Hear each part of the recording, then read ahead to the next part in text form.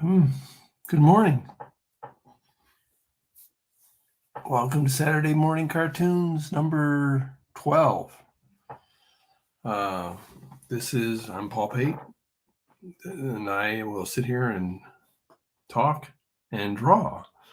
Work on my comic, most likely Detective Perez, Autotropolis, the third graphic novel in the series of the hard-boiled detective from Rust City named Lorenzo Perez.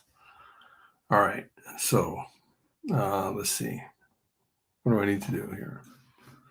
I need to put in the comments if you want to join. You're welcome to join. Chit chat and say hi. Let's see. Say hi and let me know you're here. All right.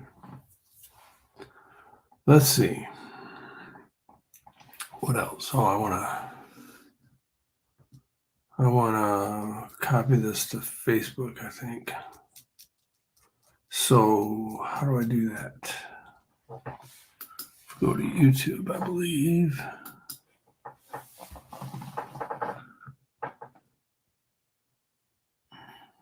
There we are.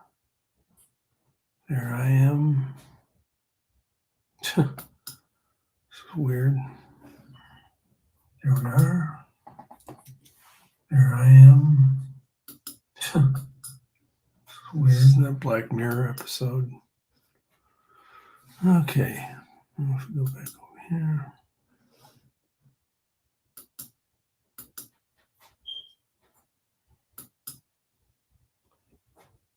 All right.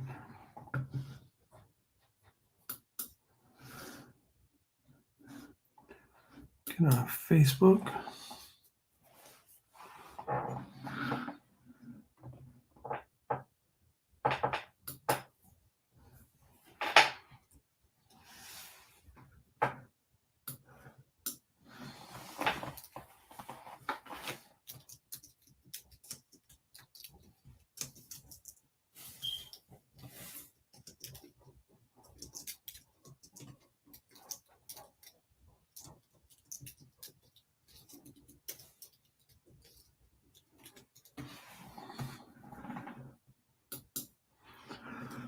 There we go. Let's post it on Facebook. We are good to go,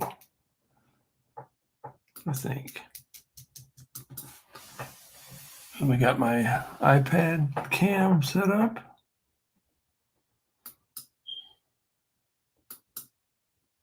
I feel like I should be playing some music today.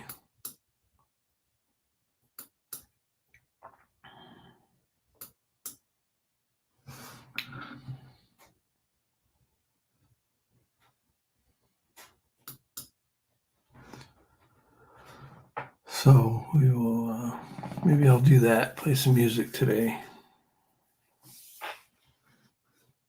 Go from here, we'll go to,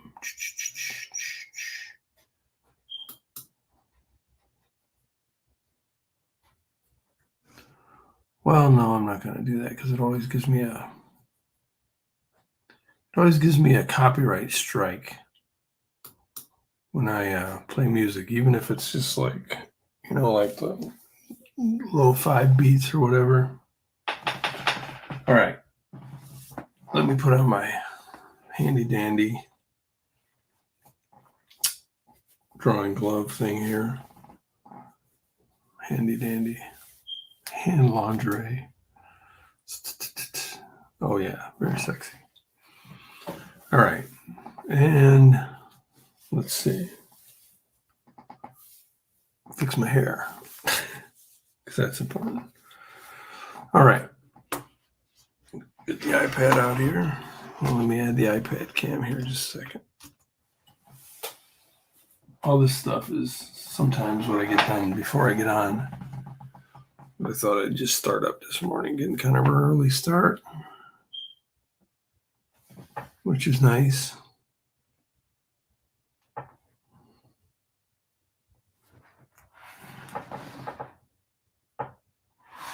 right, it recognized me. There we go. Okay. So let me add this thing in here. Here's my iPad. We'll make it the predominant screen here. There we go. We're rolling now, baby. Very exciting. All right, and here is the script for my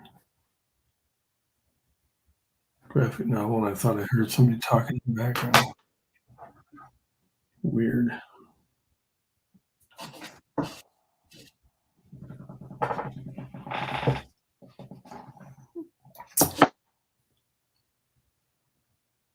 Yeah, it's picking up noises, but whatever. Okay. I'm on page, I think I just finished page 72 last night.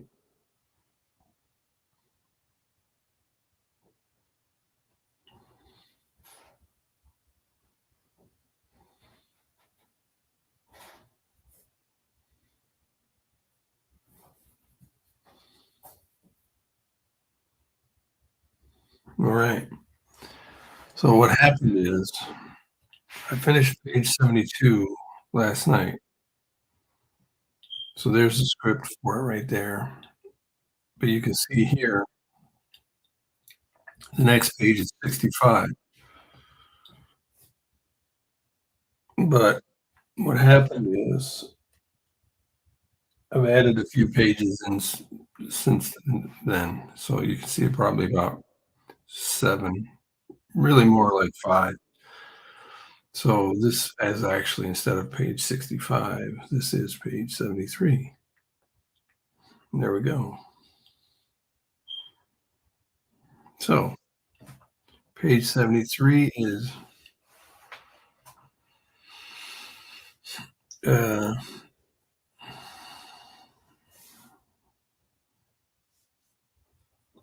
is 3 frames.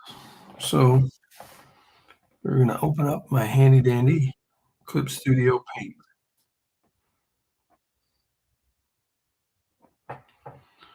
which is kind of like a drawing program specifically designed for making comics.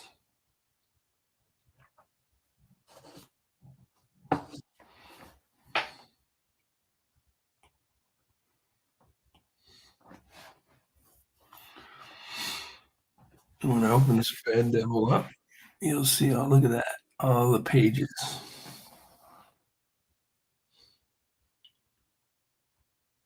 I think it was back in February I started drawing page 1, and here I am on page 72. So anyway, I've got here's my page down here that's blank. It's a 3-page. Man, this is just really bugging me. Something on here. Hold on a second. I gotta mute this.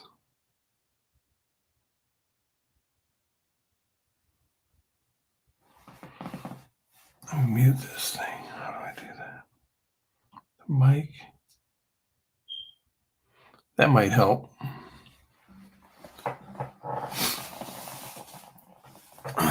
Okay. Yeah, I think that was the ticket. The computer here is picking up my voice, and the phone, which is right here, was picking up my voice, and I was getting like double talking. It was weird. It was bugging me. So I forgot to mute the phone, which is what I usually do. I usually stream on Facebook too, but this morning I'm only streaming on YouTube because I had people getting on Facebook and making comments and wondering why I wasn't responding. But I can't see the comments live on Facebook. So, which is a bummer because I think some of the people that see me on Facebook probably won't come over to YouTube. But it's no biggie. And I think the reason it does that is because I've got my Facebook profile set to, only it's not public. Because a long time ago, I used to have it set to public, and you could see the comments. So that's what I think. I'm not 100% sure. Haven't totally tested it out, but whatever. It's not that important. I mean, I wish the people that were, saying hi on Facebook would come over to YouTube. Probably not going to happen. So, but in the, one time when the NBA used to have they used to have their games on network television, like CBS and NBC and all that. And then it was I don't know how long ago it was. I think it was back in the 90s. They lost their contract and they were strictly on cable. I mean, I think they would have it would get deep in the season and they have Sunday games on regular TV and then they have the playoffs. But even now, even the playoffs are on TNT, I think. So anyway, but David Stern, the commissioner of the NBA at that time, said, well, our fans know where to find us. So that's what, I'm the NBA. See, my fans, they know where to find me. All 0 of them, I can see. So if you're watching, thanks. Good to see you. Thanks for joining.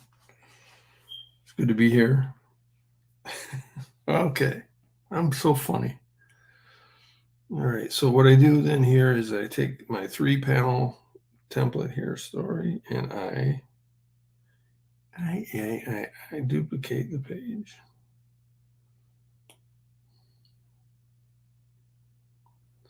And I move it over here and it becomes page 73. Easy peasy. This could be a cool page here. Hold on a minute. This might be an opportunity to do something different.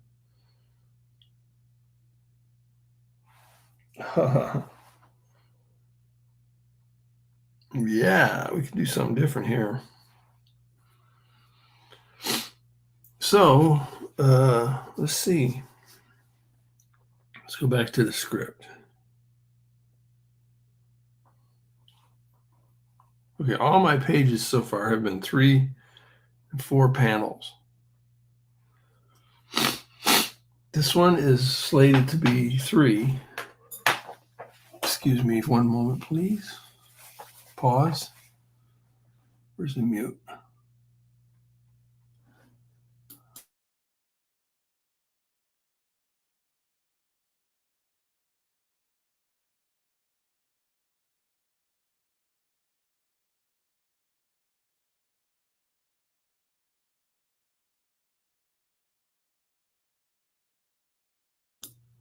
All right, welcome back. Let's see. So the first panel is a body flying off the bridge. So Perez is underneath the bridge, down by the river.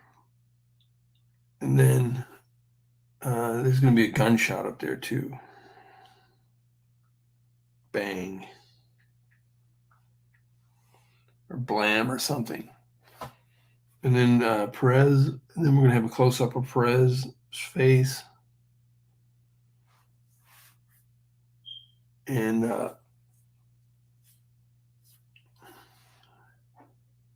the body hits the water in the river, splash. And then Perez running. And I think I'm going to have Perez climbing right there. So what I'm thinking is this would be really like the first page where I think I had one page where there was one panel, just one panel. The kid in the beginning was jumping off the bridge. But this one, the guy's falling off the bridge. There's 3 panels. So what I'm going to do is I'm going to change it up here on this page. And this will be really the first time I've done this. So I'm on page 73 out of 200. And I'm changing up the panel layout. So this kind of, hopefully the reader turns the page and they notice this is something different, the art is laid out differently and it kind of makes them stop catches their eye. And this is a part of the story where that definitely happens, because basically there's been a murder here. So the king killed Drive Shaft. The spoiler alert, but the king just killed Drive Shaft, and we just found out that the king is Andre Marshall. So, kind of one of the main villains of the story. All right. So anyhow, I'll show you what I mean by changing it up here. All right. So we open this 3-panel page. And here's panel 1. Panel 1 is the one that I'm just going to get rid of. What I'm going to do is I'm not going to get rid of it. I'm just going to make it invisible there. Then panel 2, select that sucker right there. What I'm going to do with that one is I'm going to take it,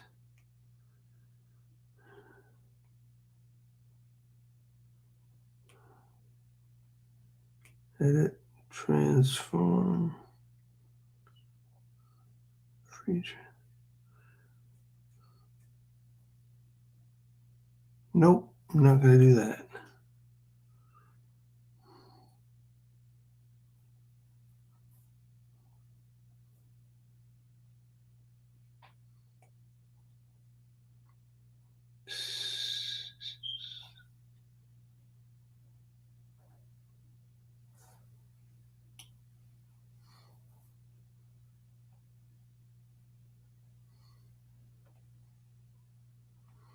All right, that'll work. So this is going to be panel 2. This is going to be a close-up of Perez's face. It's going to be up here.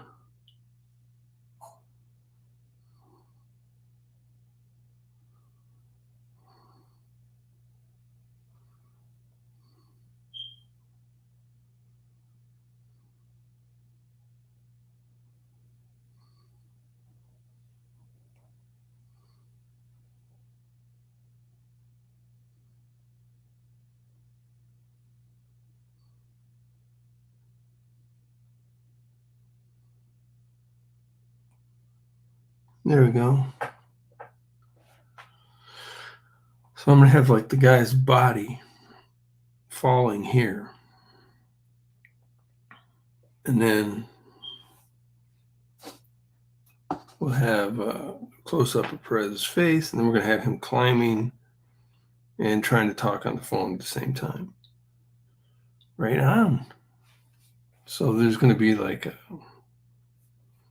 maybe I'll draw the body more than once, I'll have it like, that might be cool. You know what I'm going to do though? I'm going to take this panel, move it over there.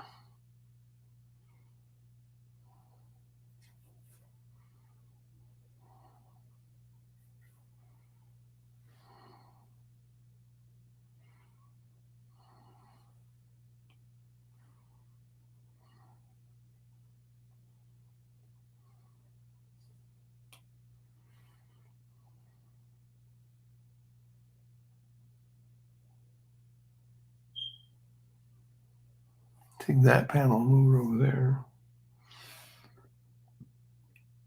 All right.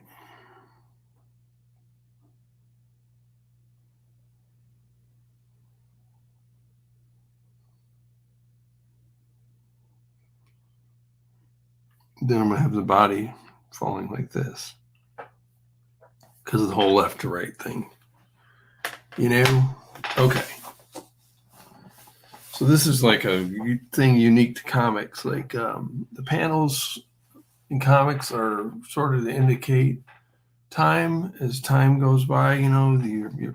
Like my panels in here go from top to bottom usually, or if you have 4, they go from left to right and then top to bottom.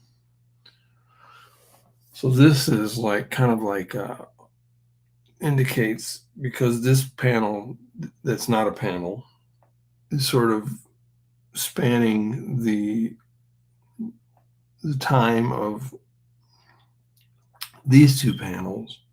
It's sort of like this all happened, all this action happened at once, is what this kind of means if you're reading comics. The cool thing about it is, even that somebody that doesn't know comics, doesn't think about it that much, like what this stuff means, even kind of gets that. I think even kind of gets that sense that all this stuff is happening sort of intermingled in time. So it makes it pretty. I think it's pretty cool. It's something sort of unique to comics. Like if you're watching a movie, you can, they make it happen real fast, and they have to shift back the screen back and forth. But and it's sort of like sequential. But here with comics, you can sort of mess with that a little bit. I mean, it's not as exciting as a movie when you're watching the action, the movement, and the sound and everything. I think that's pretty much why movies are much more popular than comics. But I'm not making a movie here, so.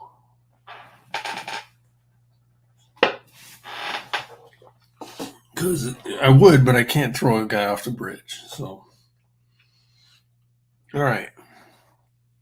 So then what I do is, instead of drawing the pencils of the first panel, I'll just draw on the pencils here. So the color for my pencils, and then pencil. And then what we got is this big dude way up here.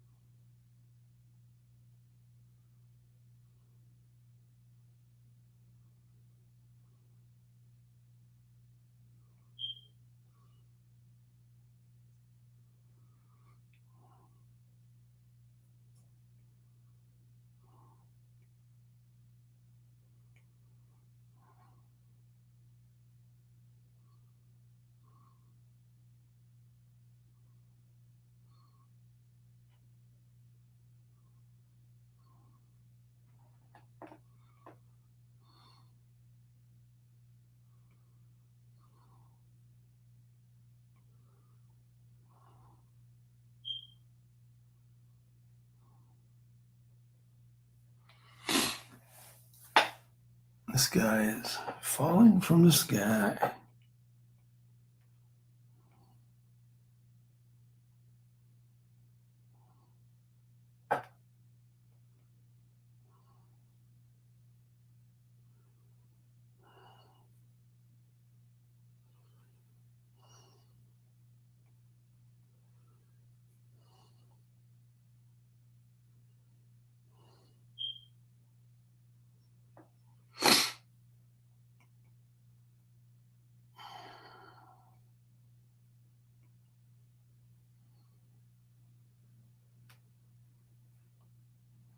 And this is just going to be all black.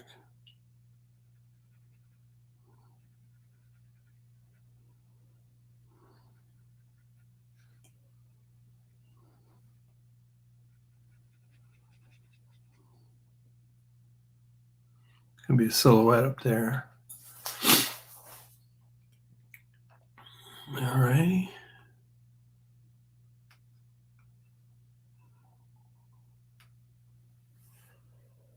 Then over here is going to come the word I'm going to say bang. Actually, you know what I'm going to do? I'm going to say gunshot. Bang. Like that.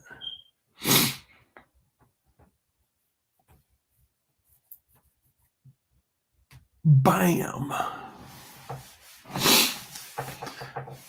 Alrighty.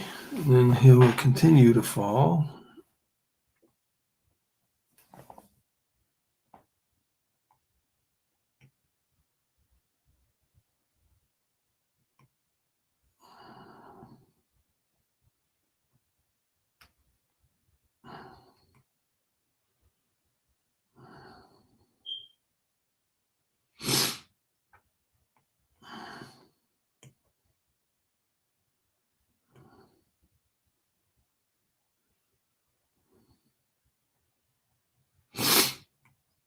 I got the sniffles this morning. It's freaking bugging me.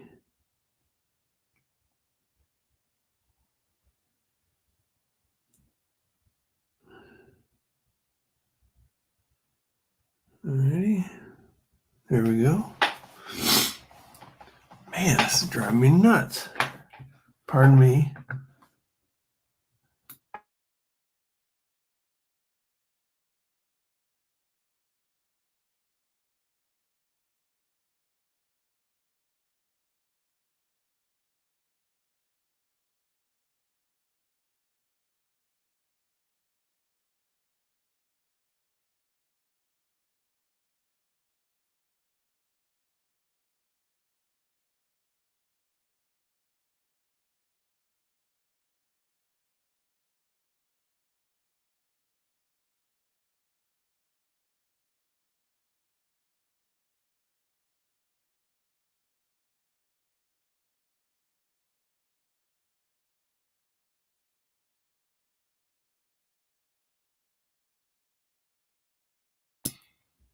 All right, welcome back. I had a little break for our sponsor, Kleenex. All righty.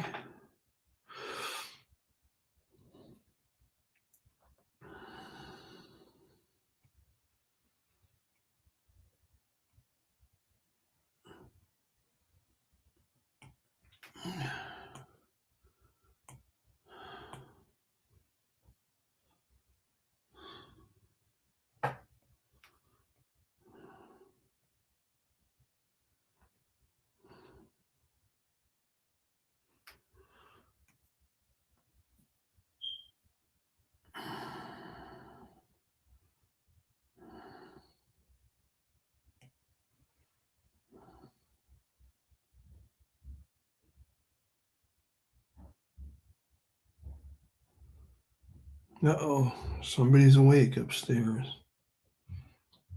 Unexpected. All right, he's still falling. It's going to be all black again.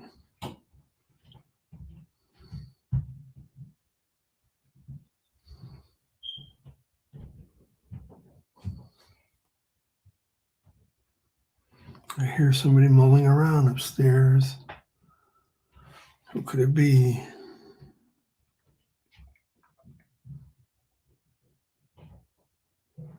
Could be a 12-year-old looking for some food. Okay, there's that guy. And I'll have him down here fully extended.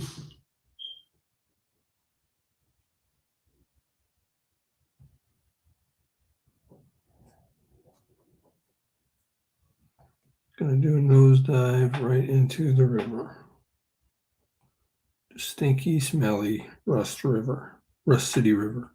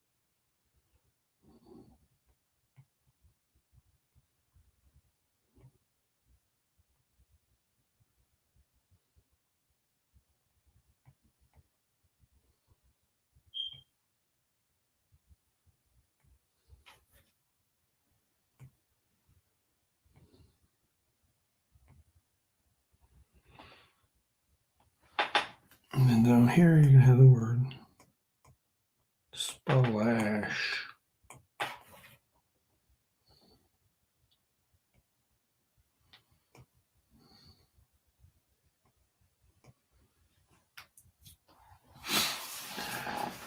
There we go.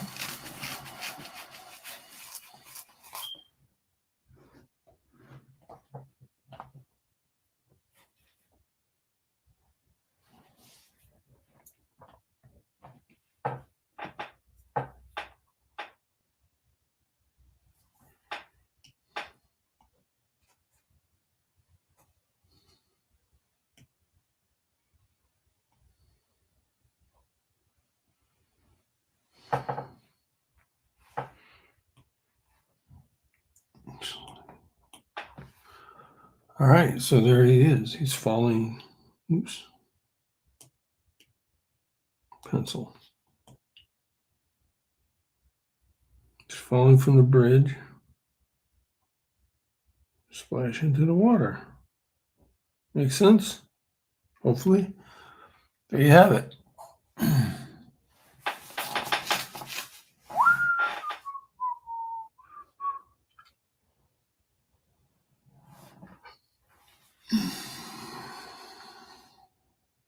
Now I'm going to draw Perez's face.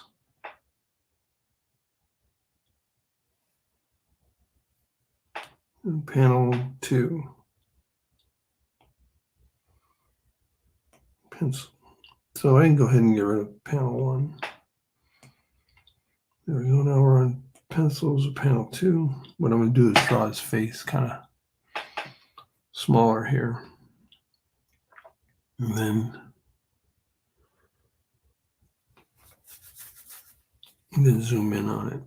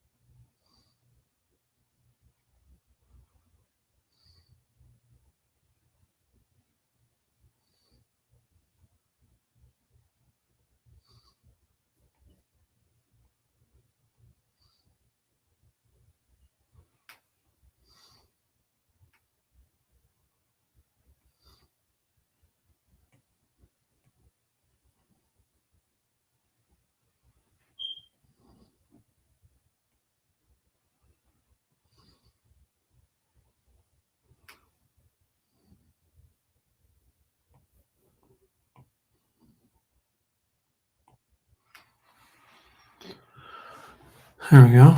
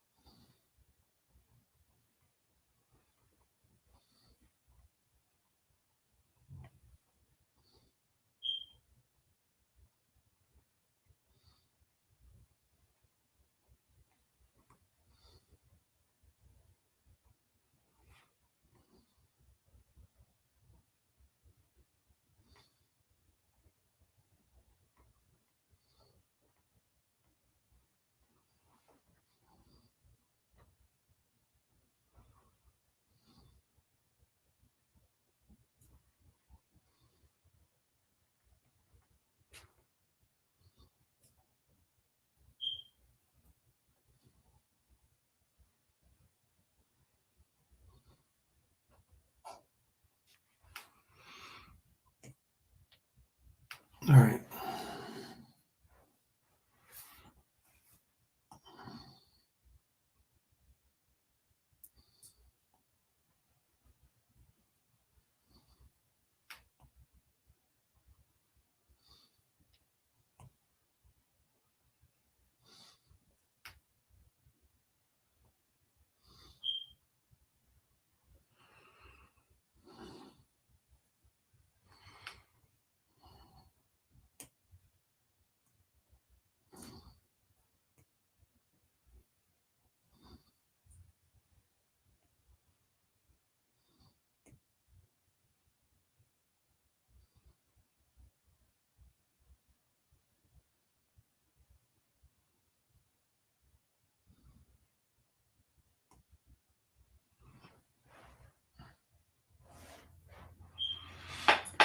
Hey, look who's here. Good morning, Jim.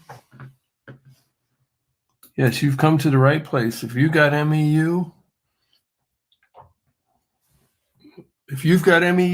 we've got MEU. What's up, dude? Good morning. You're up and at 'em early as usual. How you feeling? Is the MEU flaring up, or are you feeling okay?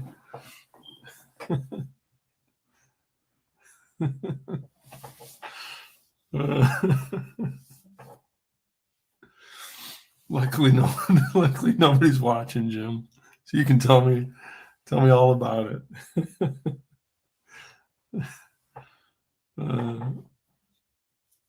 Yeah, I got kind of an early start this morning, Jim. Hoping to get a couple pages in. I'm working on page 73. I'm kind of having fun with this one because I'm deviating a little bit from the usual 3-panel, 4-panel format.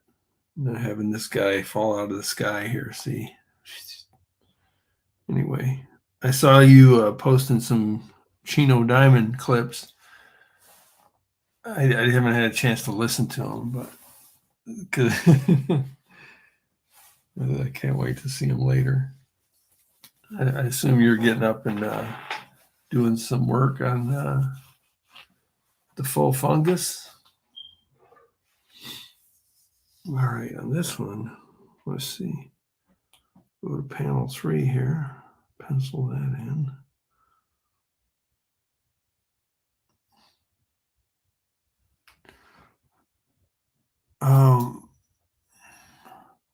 What's your ballpark estimate for completion of the book? Well, I'm thinking early spring. Just like I'm tracking same as full fungus. I started off a little bit faster. I've slowed down recently. Work's been busy in summertime, got activities and things.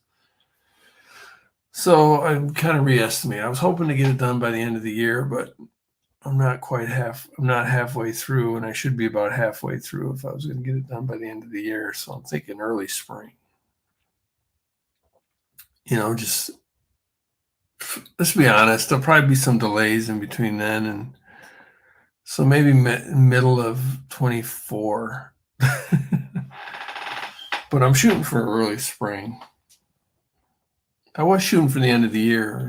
I'm not necessarily too far off schedule. If I'm 1/3 of the way through, it's been February, March, April, May, June. 5 months. So another 5 months will put me into July, August, September, October, November. Yeah, see, then another 5 months after that puts me into April. So let's be real, probably middle of 24. Yeah, we'll both be finished at the same time, and then we can go on tour together and rock the stadiums. You can show your film, and I can read my book. People will fill the arenas. People will fill the arenas for that. Let's see here. Hold on. Hey, face. Don't you think, Jim? We can do a world tour. Europe, Asia, South America, Antarctica. Hit all the highlights. Hit all the big stadiums. You showing your film, me reading my book. We'll be like Wham.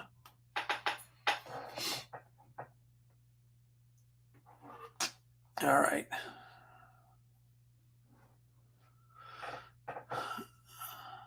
Let's see what we got going on here.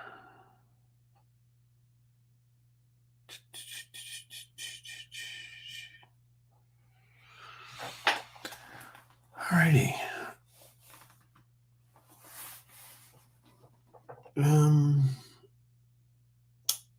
Perez has got to be climbing out of the river here.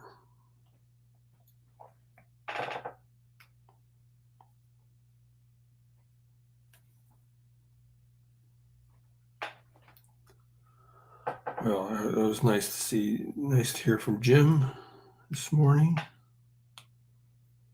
He usually gets up on Saturday mornings and does quite a bit of work on his film, which is looking awesome as usual. All right, let's see.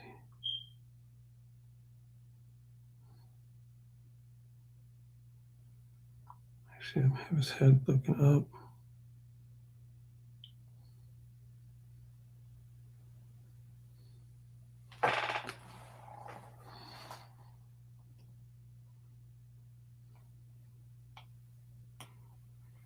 This is going to be, we got to get the figure right on this drawing.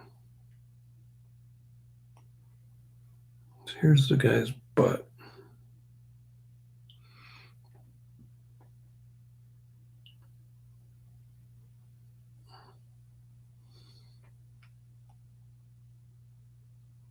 This will be his head. He'll be looking up. This arm up.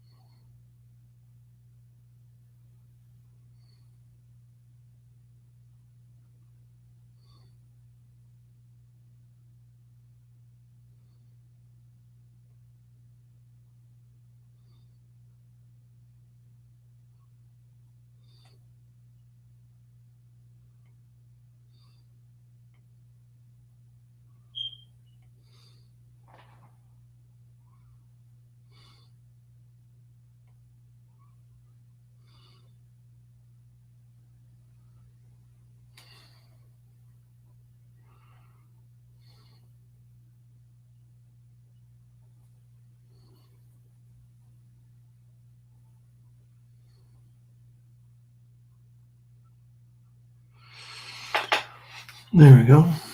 That'll be his head, and then he'll be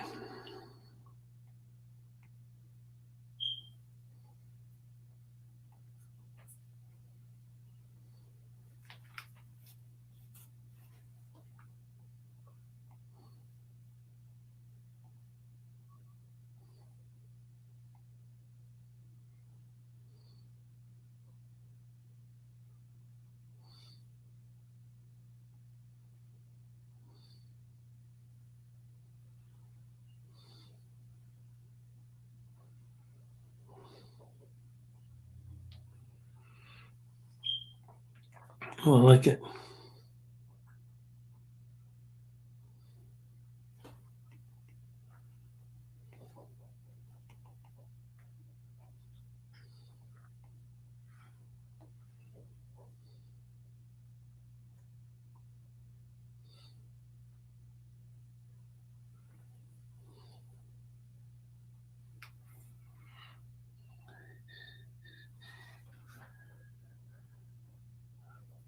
Jim says, "Gotta go, buddy. Wish you a good day." Yeah. Hey, Jim. Thanks for stopping by. It's good to see you. Hope you get a lot done today. Hope you have a nice day, whatever you got planned for it. And yeah, thanks for stopping by as always. Catch you later, man. All right. Can't wait to see more of your artwork. All right, let's move this guy up a little bit so we can draw his foot in there.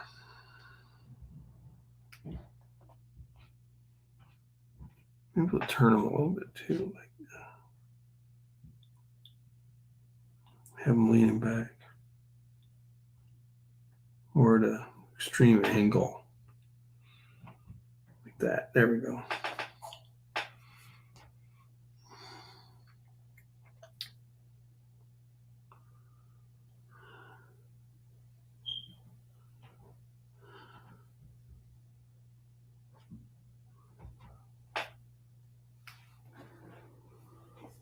Go. All right. Looking good.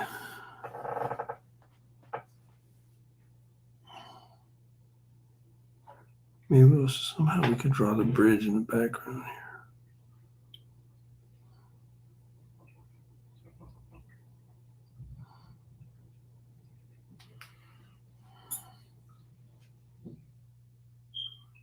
It'd be kind of cool to do. Let's see if we can get that without screwing this panel up.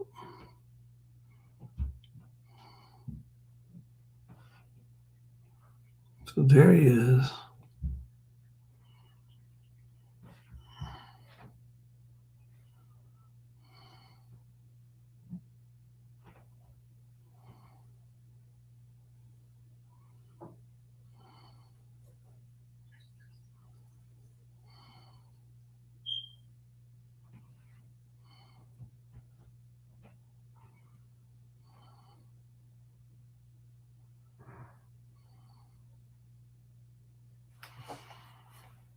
If we draw this up here to indicate the bridge,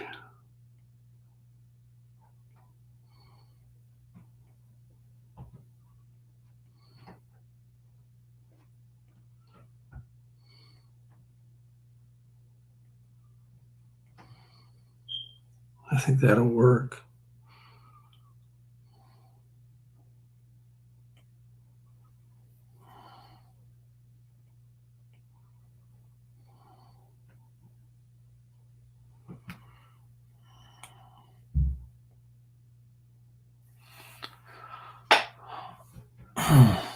I think that'll work.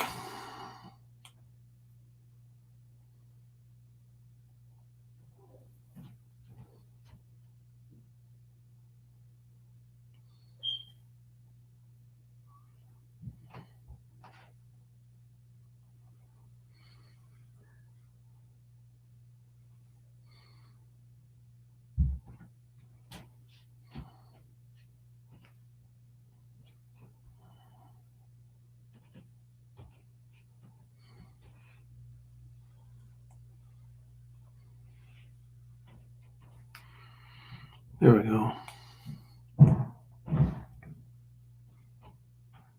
This is going to be like that brick thing. So the black will be his hair. Oh, I forgot his collar's up too.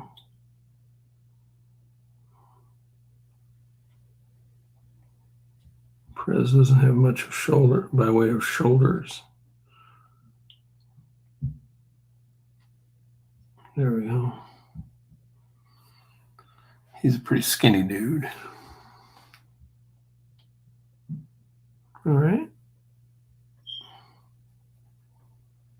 Skinny but strong. Tough. All right.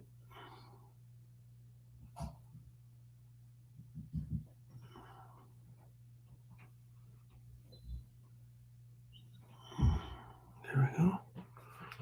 And here we'll have these giant bricks.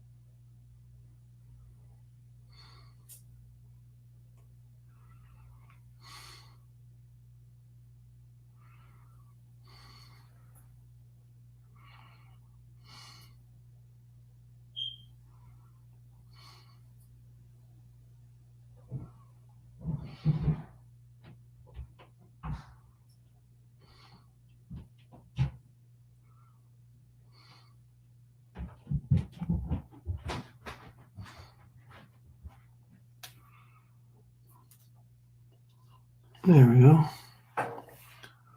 He's climbing a ladder, folks. Ding, ding, ding. Look at that. I think I got the pencils for this page done. I meant to put the dialogue in here first. Hold on. Every car to the 5th Street Bridge, 5th Avenue. Man, I better not call it Avenue up before. 5th Avenue Bridge. What the hell, man? I've been calling it street, 5th Street Bridge.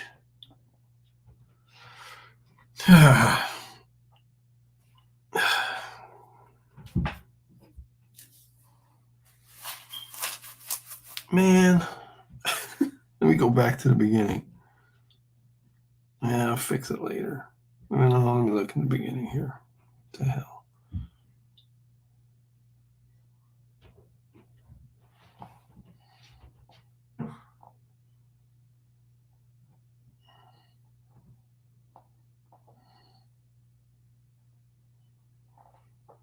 Blah, blah, blah. Let me go back to the beginning article here. Oops. Blah, blah, blah. Ready? 5th Avenue Bridge.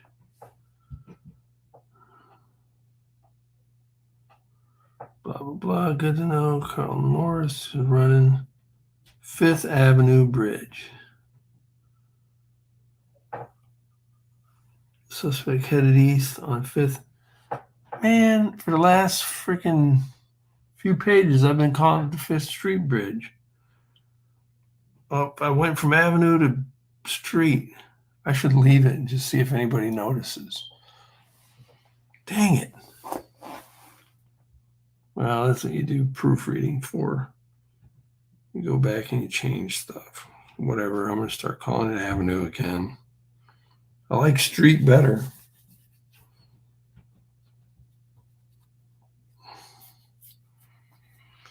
So annoying.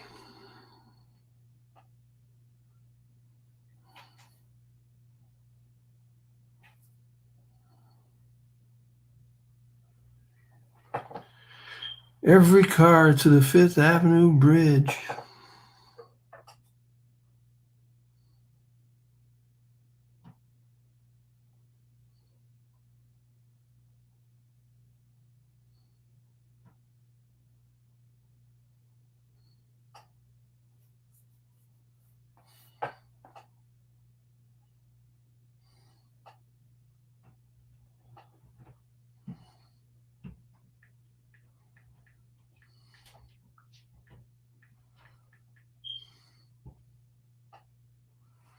I'm going to look up police codes for scanners. Police codes explained. 10.4. 10 codes are the most standardized class of police codes. The standard is recommended, blah, blah, police codes video. Use code 10.0 code. Intoxicated has got a 1056. You got a traffic at 1050. You got 1077 negative. What do we got here? Arrived at scene.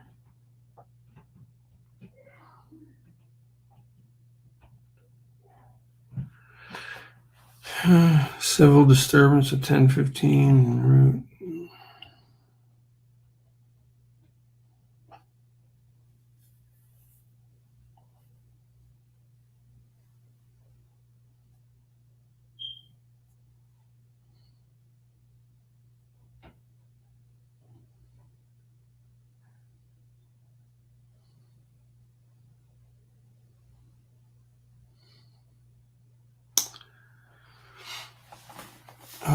Squad in area 1060. Direct hit and run. Intoxicated livestock on the road.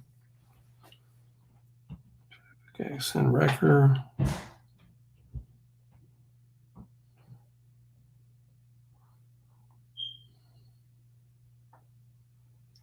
We got 11.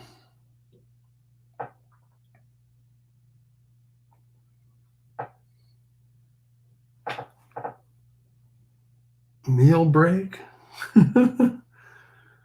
Stand by. We got 11. Disabled vehicle road fire. Wrecker required. 11.99.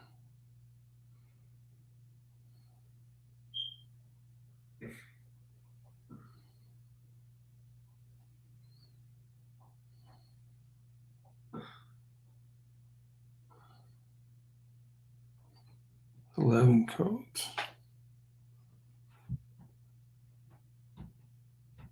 Oh, look at this. Okay, you got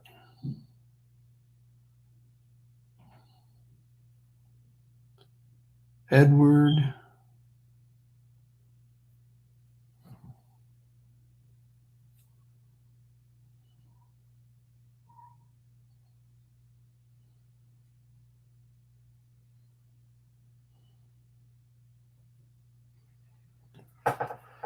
Huh.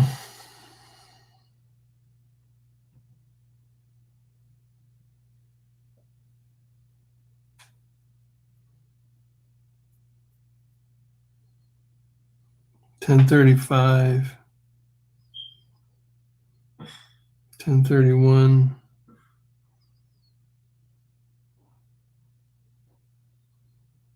Fifth Avenue Bridge.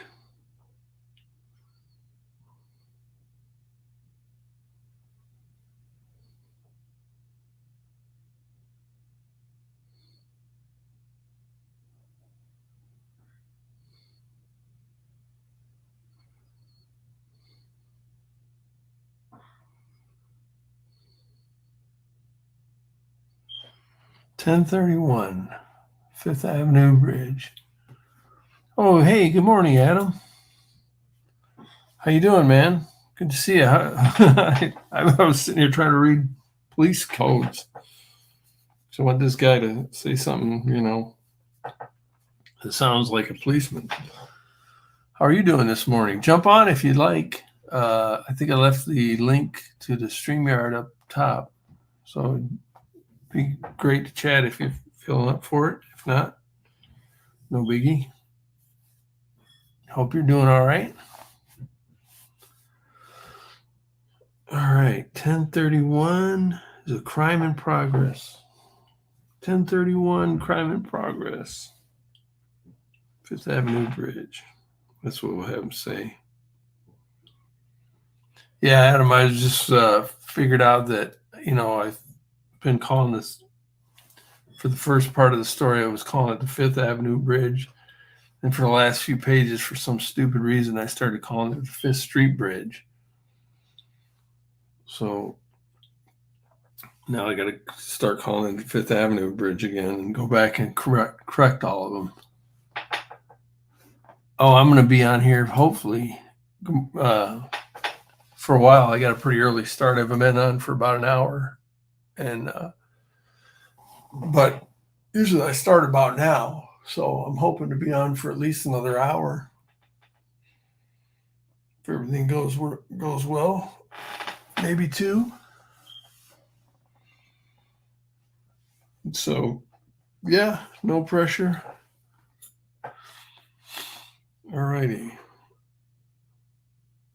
Yeah, imagine you're probably getting tired if you haven't been to bed yet, or you're just waking up to go pee or something.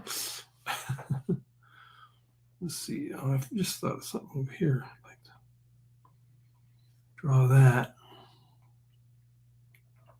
Maybe over here. Draw some buildings.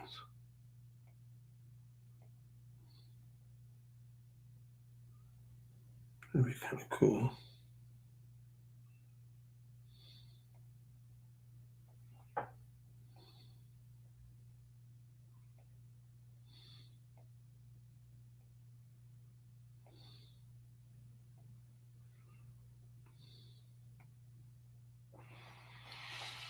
All right. I'll just put the dialogue in here.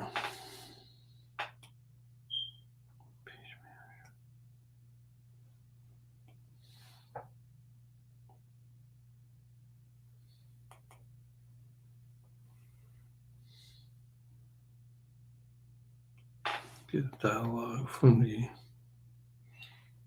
edit, copy.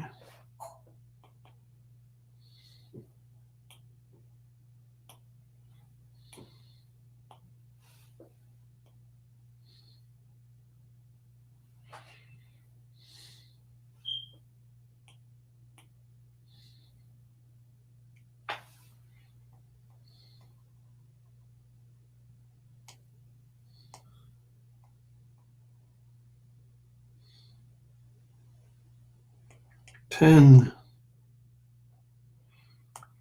$30,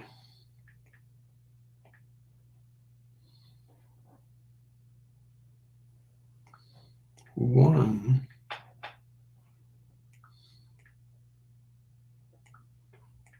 crime in progress.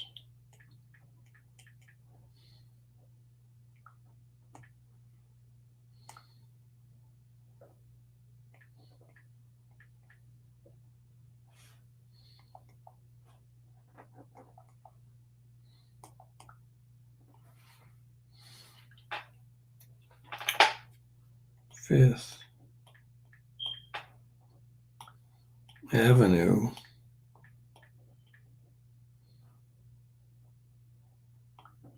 Bridge.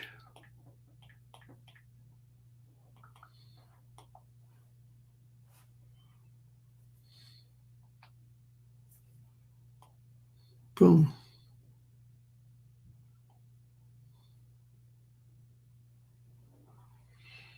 Put that right down there.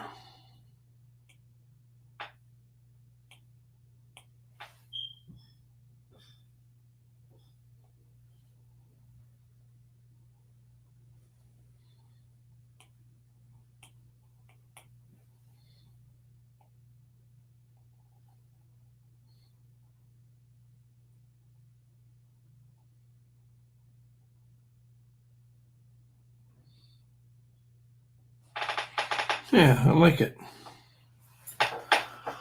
Oh, Adam says, oh, cool. I should be able to join you in a few minutes.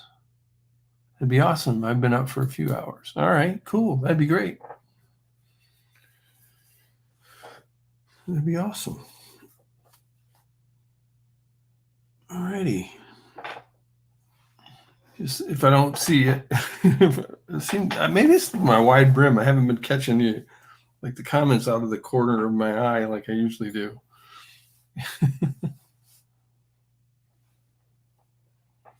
I want to move this down just ever so slightly.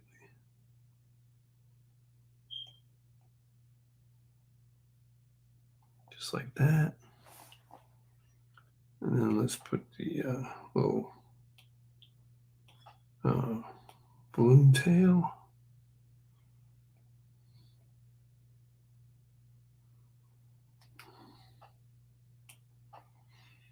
All right.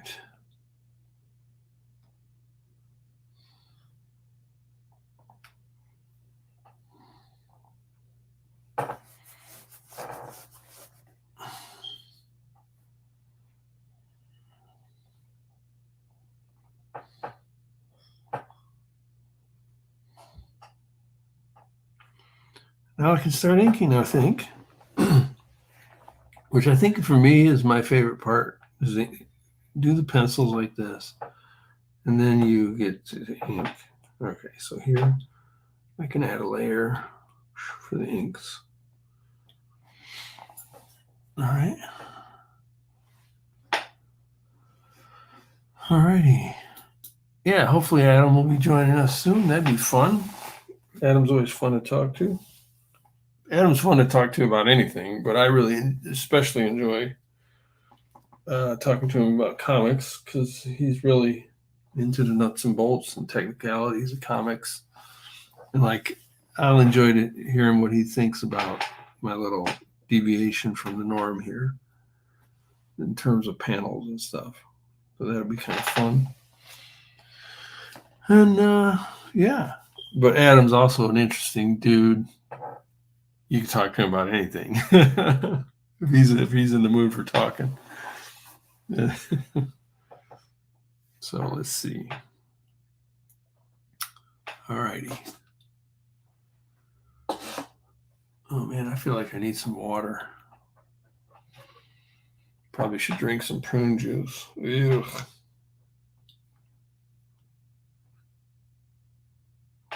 Okay. So let's do the inks. This is a fun page. I'm really enjoying this one.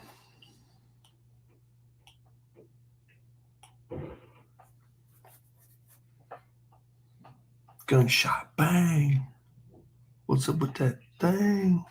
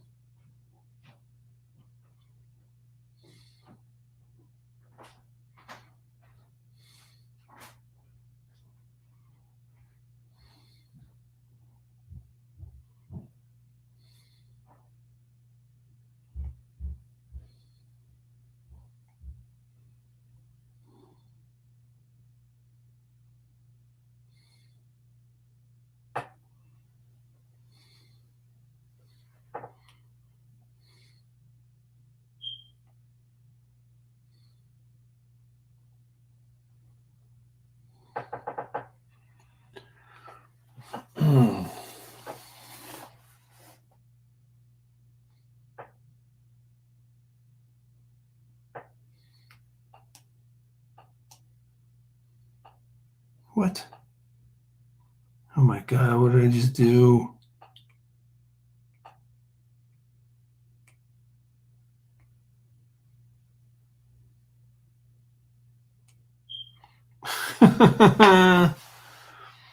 I swear.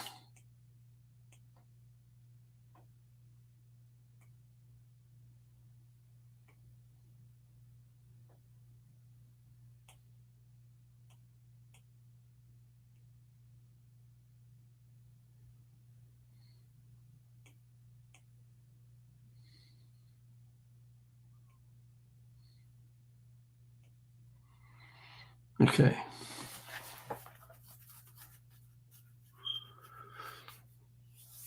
Don't want to move my don't move my cheese.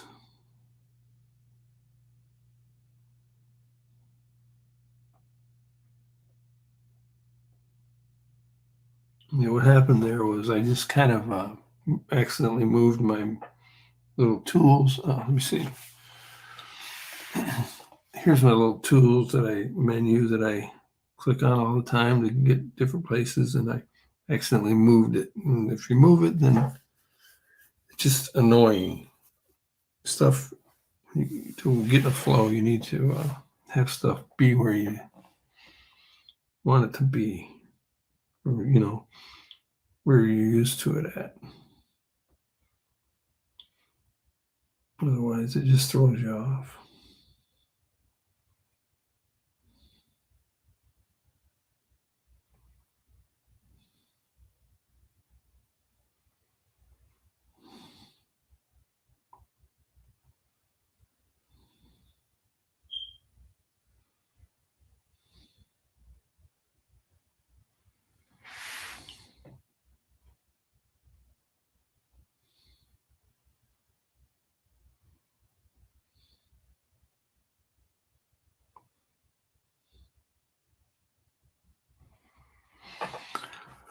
Gunshot bang.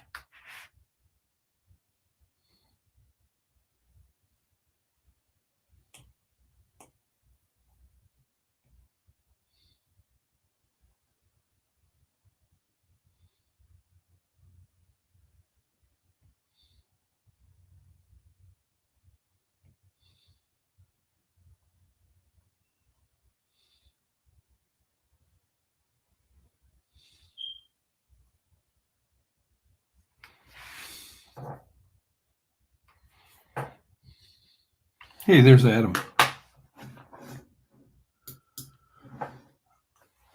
Hey, Adam. Hey, Paul, how's it going? Great. How are you doing? I'm doing all right. Good. Hanging Good. in there, as I like to say. Yeah. Yeah. Can you hear me all right?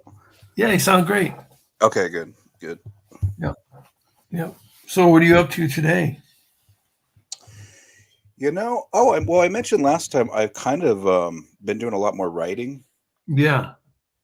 Like I have this big comic book project that I had planned out, and I kind of more recently decided to try to approach it more like an illustrated novel. Right. So that's been really fun and interesting, kind of switching gears to something like that. Yeah. Yep. Yeah. I have a book that I want to, in a minute here, I want to go get. It's upstairs. So, it's going to be, I'm going to have to run upstairs and get it, but I want to show it to you. Oh, cool. It's I don't know if it's what you're thinking of. Give me a sec here. Do you mind if I run up and get it? Sure, yeah, yeah. Okay. So Um, I'm gonna see if I can do something here. Hold on. I want to no, that's not what I need. Let's see if I can find my little. Oh, I remember what I did. Yeah, whatever. I'm not gonna do that. I have a little picture on my iPad that says "Be right back," oh yeah, but my iPad goes to sleep. So anyway, yeah, give me just a second, and I'm sure. gonna run upstairs and get it, and I'll be right back. Okay.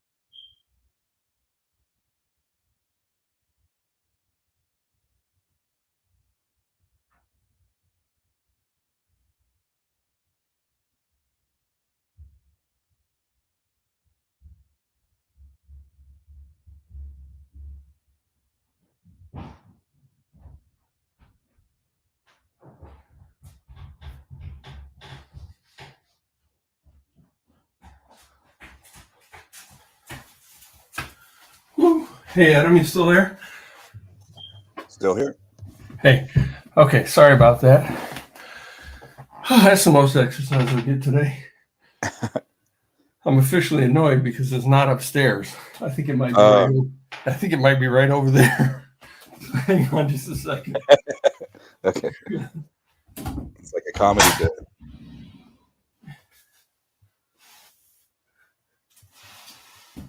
Oh man.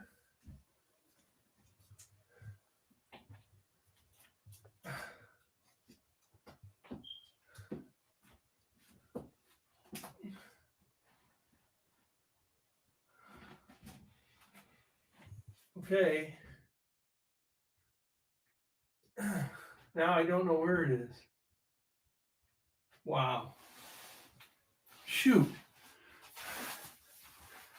Now I don't know where it is. Okay, that's a big letdown. Sorry about that. No worries.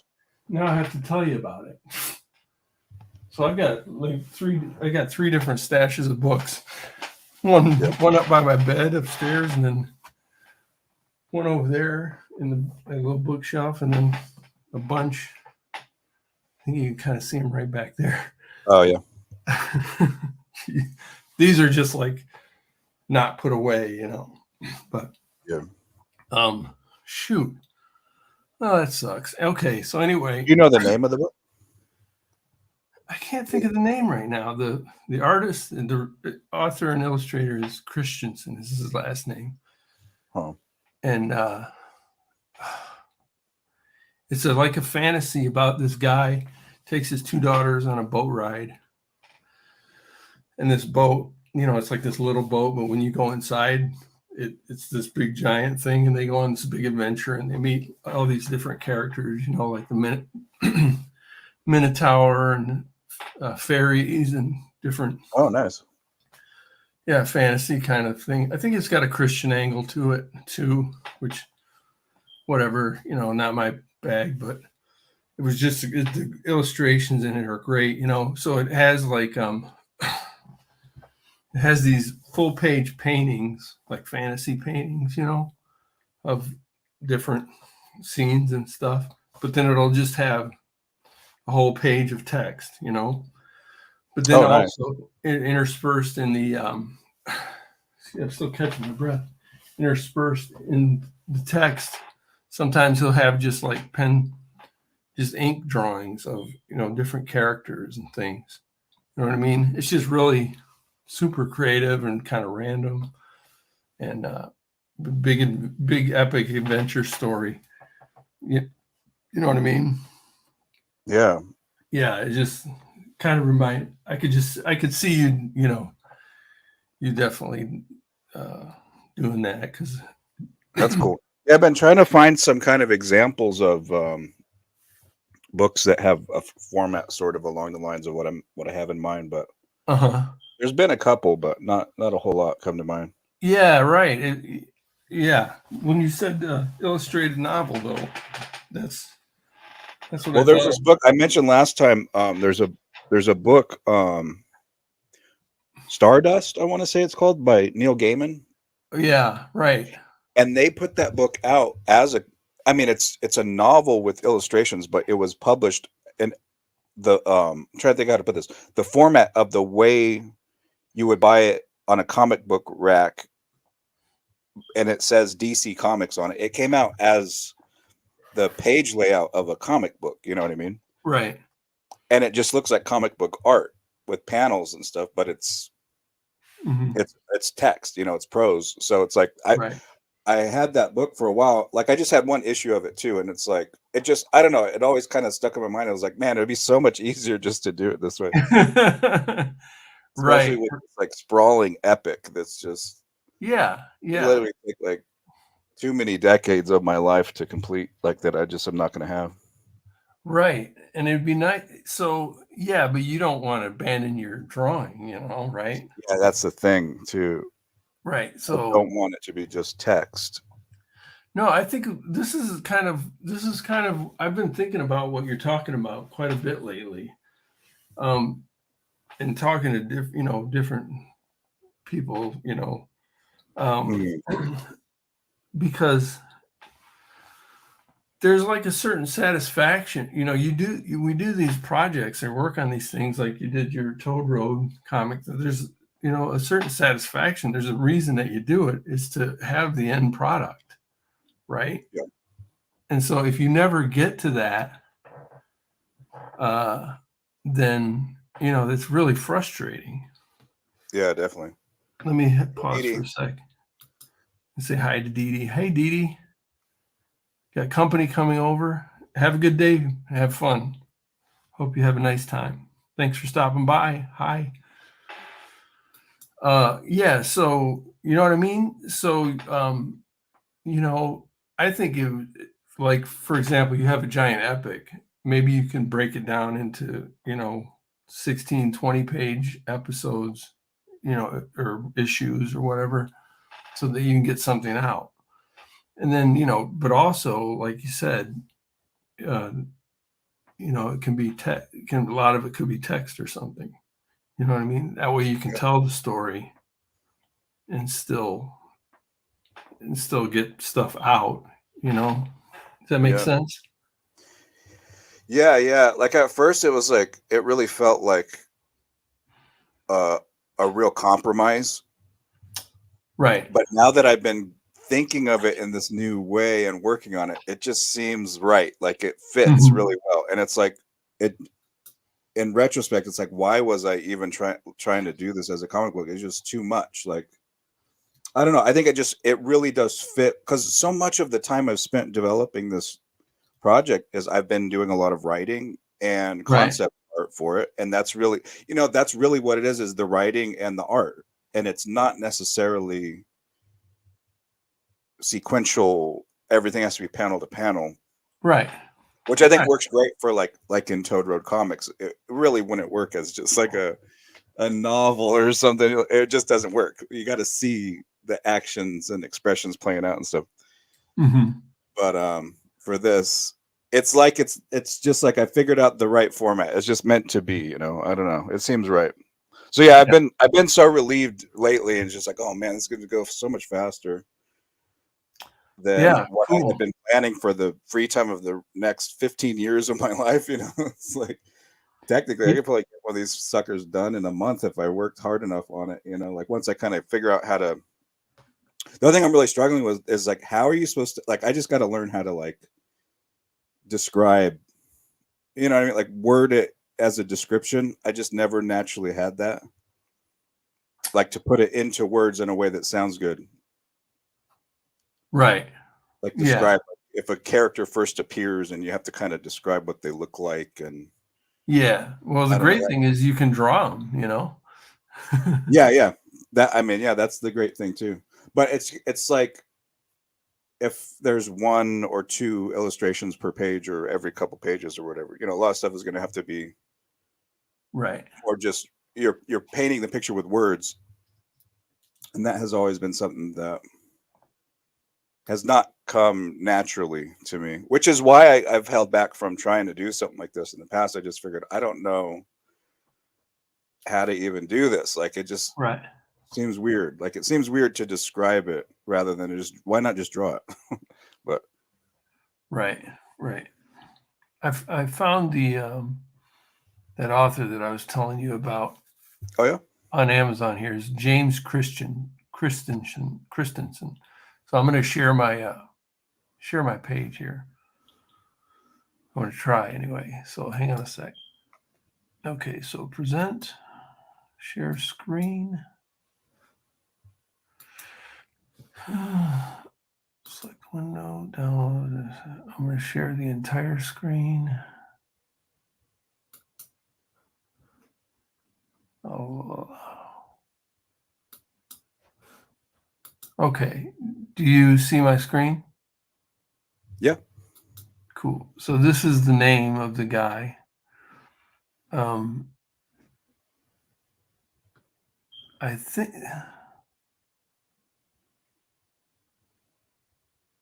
that's not it. Here it is, Voyage of the Basset. This is the book that I have.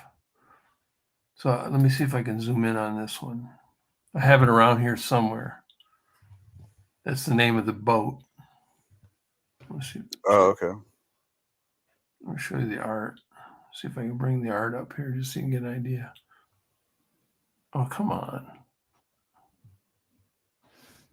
It's so annoying. Like I had like a brand new computer and everything, and Oh yeah. I think my Well, I'm looking internet. on my phone. I could see a little bit. Oh, okay. Great. Image. So, oh man, this there. Look at that. Okay, you can see it a little bit better on my screen now, right? Yeah. Let's see if it has anything. Oh, so here we go. So this is like the beginning of the story in text. See, he'll have a Oh, nice. just a rando illustration down here, Mm-hmm. and then this is the cover, I think, and then okay, yeah, they're not showing much. Let's see.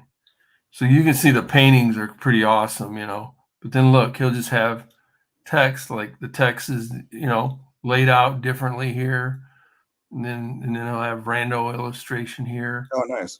You know what I mean? It just goes on like that. He's got these things, and then he's got text here, and then handwritten notes about different Oh my things. gosh, that is so. That I'm gonna have to get that book because it's similar to kind of what I have in mind. Even with Yeah. like the way he has it in the text in 2 columns like that. That's my plan, is to do like 2 columns like that. Okay. And Yeah. more like diagrams and maps and charts and graphs. And stuff. Yeah. And look at this. This is I love these things. This is a big O right here. Yep, One evening. Those just look so fancy, Cool, yeah. Yeah, look at this page.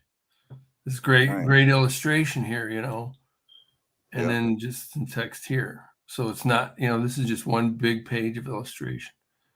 And here's a giant page, no text, That's great. That's perfect. Yeah. So when you said that, this is exactly what I thought of. I mean, I just love this book. I mean, it's a big book and it's real thick. Is that a whole series, or is it just like one? No, this is one story. It's probably 100, 200 pages, I think, maybe. Cool. 100. Oh yeah, I'll have to check that out for sure. Yeah, Terry, when you mentioned that, this is exactly what I thought of, like this layout, because you can just kind of go nuts, Yeah. But I want to ask you some questions. Hold on. So let me stop sharing. So do you think that you would oh, hey, there's Terry. Good morning, Terry. Hello. How's it going? Do you think that you would do something like what I was talking about? Like you would put them out as an issue at a time? Well, my current, it's really pretty new, and like I've been working on this project since middle school, so I mean, it's like a lot to shift gears on it. But currently, what I'm thinking is probably one kind of story all at once, but each one would be kind of like maybe half of a book worth. I don't know if that makes sense. Like kind of. Each sort, it's kind of like in the end there would be a book collecting 2 halves of a book, I guess. So okay, so you would work on one book that'd be first part of the story, and then you work like for example, maybe like one book of 80 pages with a thin spine, and then ultimately, the series would be like 3 volumes collecting 2 of those 80-page ones into one book. Okay. It's kind of, I don't know, it's kind of confusing. Like, but like kind of like 2 novellas in a way. Yeah.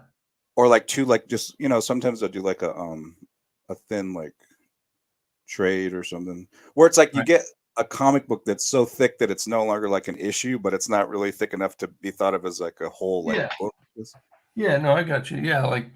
But I really don't know. I'm gonna have to just see like how many pages does, because I'm working in these documents where it's like I'm not really sure how much like space that's literally going to take up. Like, yeah. The reason I ask, Adam, is because like okay, when I did my first book, it took me 2.5 years, and I just put my head down.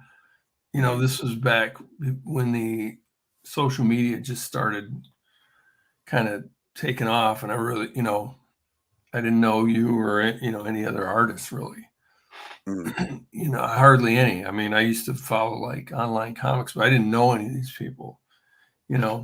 And so I put my it was my first one, and I just was like super determined. I put my head down, right. I'd get up every morning and work on it. I got it done, and that was, I was like, damn, that was a lot of work. And then I did another one. It took me like a year, right? Now I'm Yeah. working on this one. The great thing about this one that I'm working on now is, I can post pages on Instagram Yeah. and get some like feedback and get some encouragement, and then like, we can do stuff like this, like we're getting on YouTube, and I can talk to other artists that have similar interests and working on the same thing, and you get that to me, you get encouragement. So when you put something out, Mhm. like, I feel like you can be proud of it, you can get encouragement. So instead of biting off like this giant, I'm going to do 80 pages, and in a year from now, I'm going to have this 80-page awesome thing. It's like, Yeah. do one issue, of 16, 20 pages, put that out, and then put that out in the world, and that encourages you to do the next one. You know what I mean? Does that Yeah, I make know what sense? you mean. I It what may I not work for your personality, well but from what I've kind of the point that I've gotten to from doing the issues that I have done so far, mhm. uh, to me it's like a lot of I feel like it would be less work to do. Actually, this is exactly what I did with Toad Road Comics #2. It's less work to do 2 issues worth of comics as 2 separate issues. So instead of doing an issue and releasing that one and then promoting that one and then doing the next one the next time, I just Mhm. combined them into two. I combined 2 issues worth of content into 1 issue. Right. So it was just like twice as many pages. Gotcha. But I don't know. For this project, it's like if I do end up doing it the way I have in mind, it's going to go so much faster and easier that it'll be practically effortless to just. It's like Mhm. only doing. It's almost like the equivalent of only doing pre-production of a comic book. You have the script, then you have the concept art, and then you're done. Like you just have to make sure that Right, right, it sounds right. Yeah. good, and you have Yeah. to format it, but you don't have to do the part that's the hardest part. Right, right. So it's like that's literally going to be like 100 times easier. And it's just like, man, I could, and then I can do more and more because if it's that much easier, I don't have to stop at book 6. I could keep going to book 12 and book 24 if I want to keep going, and it won't be Yeah. that Yeah. big of a deal. 100%. Yeah. Hey, Adam, excuse me for just a second. Let me say thank you to Oh Chris yeah, Munson. That was very kind of you, Chris, and I'm glad you enjoyed it. I just got a chance to read yours yet, because I just read a graphic novel about Parkinson's. hmm. So, anyway, thanks, Chris. It's good to see you. Hope you have a great day. Uh, and then Terry, that was definitely a nice comment for sure. Yeah. It's always nice to get good feedback. See what I mean? It's fun to get good feedback, especially from other artists. Yeah, no, I get what you say. I think this is a really great idea, Adam, for you. Yeah. Yeah, because I you had got. always kind of envied writers because it's like, oh, you guys have it so easy. You just have to Oh write. yeah, I for kind of sure. wish that I was like content to just do that. Yeah, And I yeah, think, with the illustration in there, it just kind of, I don't know, there's something about comics and animation that I love above all else. But right, I feel like right, for this particular project, so much of it's the story that is the central focus more than right. um, 100%. seeing exactly how the motions play out or something. You know what I mean? Right. Yeah. No, I get it. I'm there with you, man. I think that's a great idea. And the thing that I've been thinking about, the example that I use is like Gary Hodges. He's got this Sure. giant epic story that's taken him like years to tell. to me, that would be too frustrating, you Yeah. know, to be a, now, but what he does, he seems perfectly happy doing it the way he's doing it, which is great. I'm just saying, for me personally, you know, to say this project is going to take me 10 years to get from beginning to end, forget about it. You know, I can maybe handle a year. You know, this one's probably going to take me a little longer than a year. Um, Yeah. but, but what he does though is he breaks it down a little bit, so he gets output every year or so, which Yeah. you know.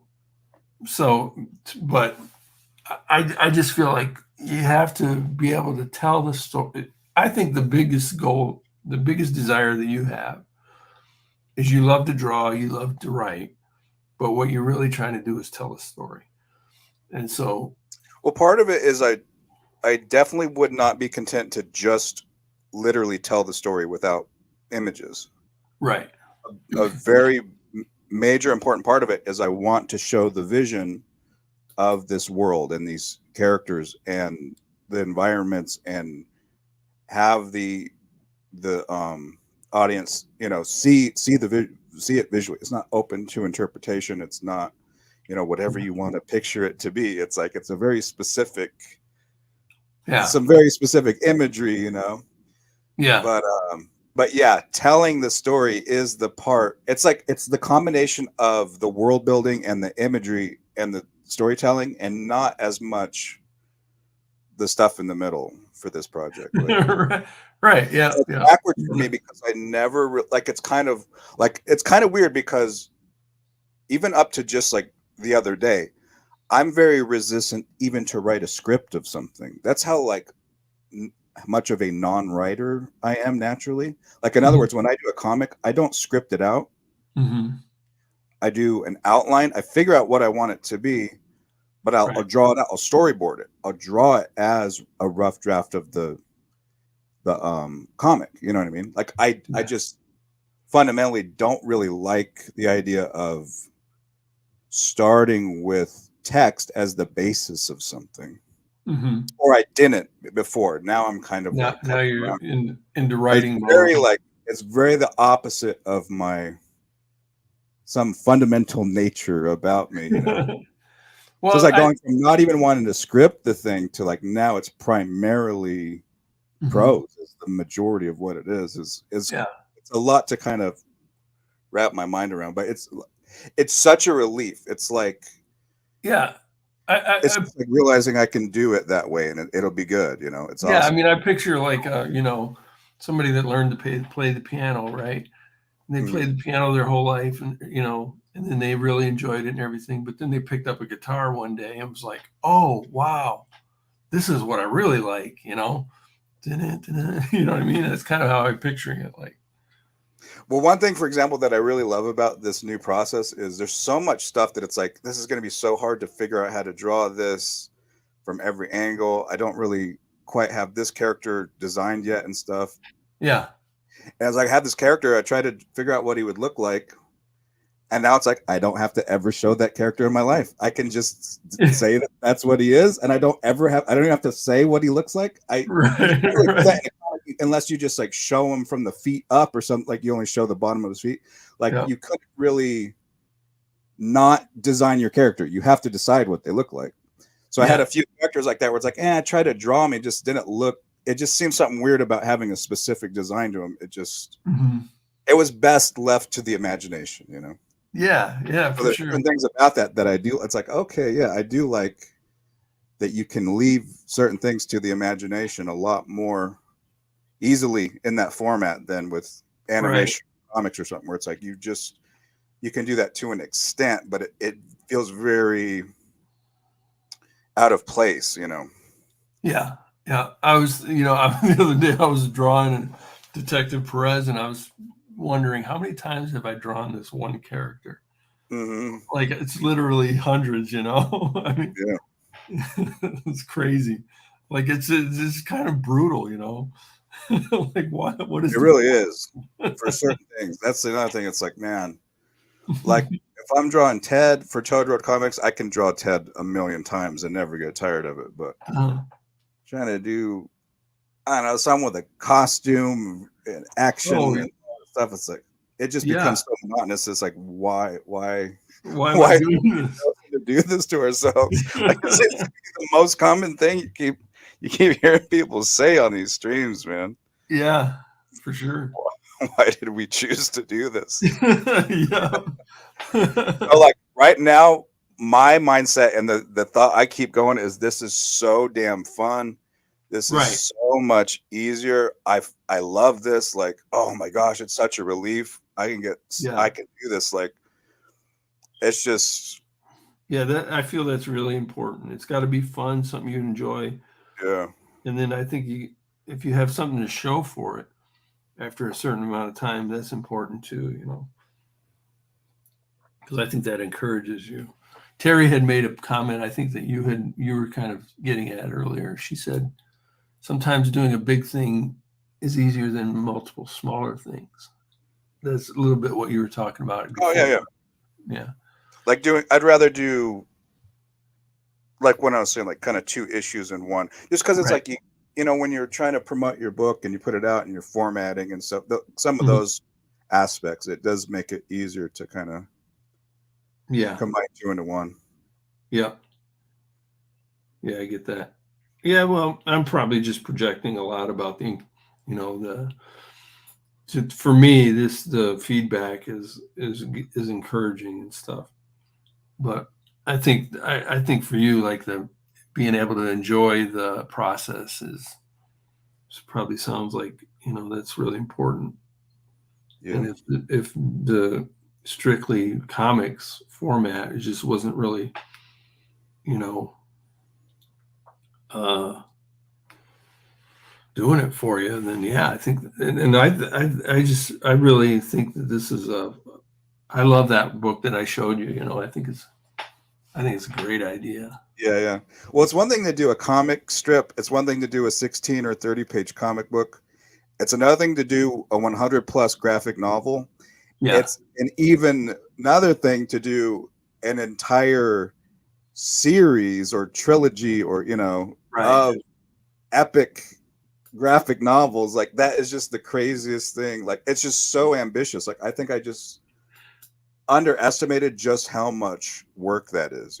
Yeah, look at what Terry says. She says, "I always wondered that about comic artists. Does it get boring doing the same characters?" Yes.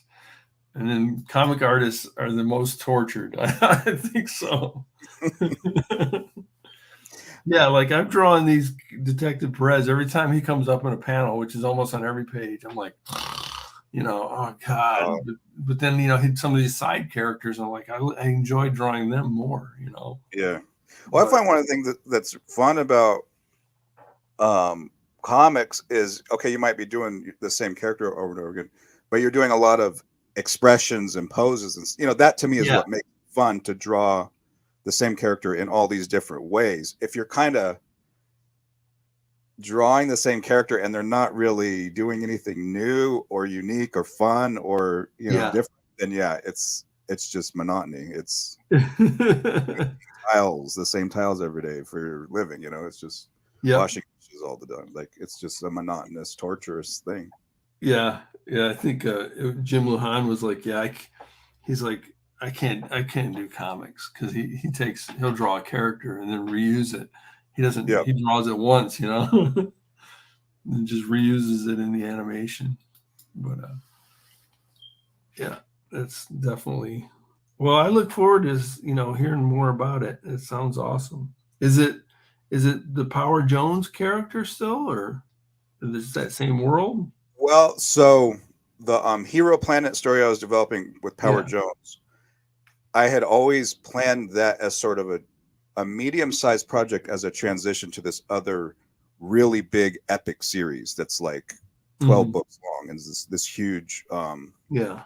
sprawling kind of Star Wars type like Right. epic, all these different planets and species and languages, and I've Yeah. like developed like the every alien has their own language and the ancient history, and like I've been Yeah. doing it since middle school, and like I have all that worked out. So, but I was thinking like I should do a smaller, shorter. Hero Planet was designed as sort of an intermediate sized project to kind of test the waters with. Yeah. So now I'm trying to figure out, because it's like that was what I figured out. I can't do this epic stuff as a book, as a comic book. I'm just not going to be Right. able to just realize it's like 1,000 times more work than I estimated. Right. It's just never going to happen. So I'm not 100% sure where that stands for Hero Planet now, though. So like Mm-hmm. I'm kind of rethinking it as this kind of illustrated novel approach, but I don't know. I'm in sort of a period of uncertainty about some of this stuff. Yeah. Well, I gotta kind of figure it out. I think it's gonna take me a while before I really learn how to write prose in a way that's publishable. It's always been a weakness. I find that hard to imagine just because talking to you. Like, I don't know if you heard me earlier, but I mean, I just enjoy, like, maybe it's your voice or something. I, uh, I Well, it's very unnatural if I'm writing my book and I'm like, and then the character sort of goes and does this, and he's yeah. like, he's got that one thing, and it's like, oh my god, it's like the audience really expects a very specific way of Yeah, that's their true. prose, and it's like, I don't Yeah, know. yeah, that's true. And I also really generally don't like most writing. Mm-hmm. Like I just usually, if I try to read a novel, I usually don't enjoy the way most books are written. Right. Like there's something about it. I'm not into it. I can tell that other people love reading so much and they get so into it. It's like, yeah, there's something about this that just seems Yeah. not for me. So So it sounds like learning how to do you'll that need to well, find your voice in your writing. it's kind of like I got to find someone else's voice, because no one's gonna. If I write it in my voice, it's not gonna be marketable. So uh, I don't know about that. I think you just got to go for it. That's my opinion. But well, I'm going for it. I got to learn some new skills a little bit with it. yeah, Terry says you got a radio voice. Oh, thank you. A lot of people say that. Yeah, well, I think you just obviously I haven't read anything, but I just imagine it'll be great. So, but Cool, thanks. I'm excited. I don't want to say too. I guess I've said a lot, but I always kind of just like allude to the fact that I got this huge project that I've been working on, but I haven't yeah, kind of announced any of the details yet. So that's one thing that's exciting about this too. It's like it's gonna make this project a lot.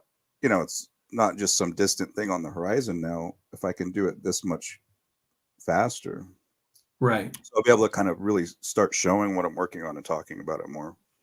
yeah, But I yeah, don't know. I have to be kind of careful, because with this project in the past, almost anytime I've ever talked to people about it, I hmm very frequently get extremely discouraging advice about it. And it like bums me out. really. A What do lot you of people mean? don't like the idea that you've spent more than 10 years developing a story, like world building and planning hmm something out. Almost universally, people are very negative about something like that. Really? Yeah, it's weird. What am I missing? Like, why? They're just very rude about it. Like, you got to just start drawing page one right now. What the hell's wrong with you? You're not J.R. Tolkien. Why are you sitting there planning things out? Just start writing. Oh, Who cares if it sucks? What's wrong with you? Like, you have a disorder or something? Start oh, I writing. gotcha. You're not. You're not I understand what you're you're not saying. the fantasy master. Just start writing right now. Who cares if it's crap? Like, get out of your Oh, own okay, head. yeah, Holding yourself back. Like, why are you like this? Why are you doing this? Like, I gotcha. Yeah, I mean, always. I have that. I have that a little bit of that sentiment for you. but I don't want to be rude, obviously. and you know, I do think we all have like standards, right? You don't want to just start, like, you have a sense of how good you want it to be, and if you're not there yet, you're not ready yet, then you got to develop it until you are, I when think you're people ready. don't realize unless you've done if you've planned a world that really has that many characters and that Mhm. many thousands of years of history and Mhm. that many different cultures and religions and all this stuff, it really does take decades to develop. It's a Mhm. lifelong endeavor. Like it really Right. is. It really is a it's a decades long process to do something like Lord of the Rings or Star Wars or Yeah. Dune Okay. or something. You know what I mean? And I don't think Yeah. people realize that. They want to think of it as you just start doing it and you kind of make it up as you go and you just include the parts Yeah. I mean, that that's how I feel about it a little bit, honestly, Adam. But if you're more like along the lines of Gary Hodges, it sounds like you're closer to that type of, like, this is my lifelong thing. This is my one shot. This is my what do you call that? The magnum opus. Yes, your magnum opus. Yeah, then that's awesome. Well, any like YouTube videos or book writing advice or these Mhm. Facebook groups or everyone just like don't ever do a magnum opus. Like you're an I got idiot. you. Even and it's like, oh, you think you're so great, you're gonna do this magnum opus. It's just like such negative ridicule constantly. It makes it really discouraging to want to share anything in an environment like that. So Yeah, yeah. Terry says, "Oh, not this shit, stop Adam." And she says, "Stop talking to discouraging people." stop talking to everyone but Paul and a couple other people. Okay. Hey, man, I think I mean, I that's guess that's kind of my approach at this point. I'll talk to Paul and a couple other people. no, I think I think that's true, man. Like, you know, I think once you, yeah, once you start, you attract the people that you need, so. And just why I think just be careful when you're talking to people. Um, Terry says, I'm Yeah. right. When you're talking to people, if they're sucking the energy out of you, then, you know, you got to focus on what you want to do, and you'll avoid those people, you know. Not avoid them, but, it's just like, don't take in Yeah. what they're trying to suck out of you. Well, I've noticed with a story, a bigger story like this, when I have like shared some of it for feedback with people, Mhm. there seems to be a very different like criteria or standard of how they like judge it compared to like if you're just doing like comics like funny comics or superhero comics or something like that. Yeah. It's like judged by this higher standard of like I'll give you another example. A frequent type of thing that I hear all the time is like, okay, you start with like the first couple paragraphs or something, and people are like, why are you telling me this? Like, why are Mhm. you torturing me with this information? It's like, what? It's like a couple sentences and something. It's like, why would you use so many proper nouns in this paragraph or things like that? And it's just like it's like a personal like assault against, I don't know, I feel like people feel almost like assaulted by the opening of a novel or something. Really? I think that's Like, good. I think are that's you great. insulting my intelligence by starting with this instead of that? It's just like, Yeah. Jesus Christ. Like, I'm just trying to do my story, but I don't know. It seems like it's an interesting difference where it's like, I don't really see that with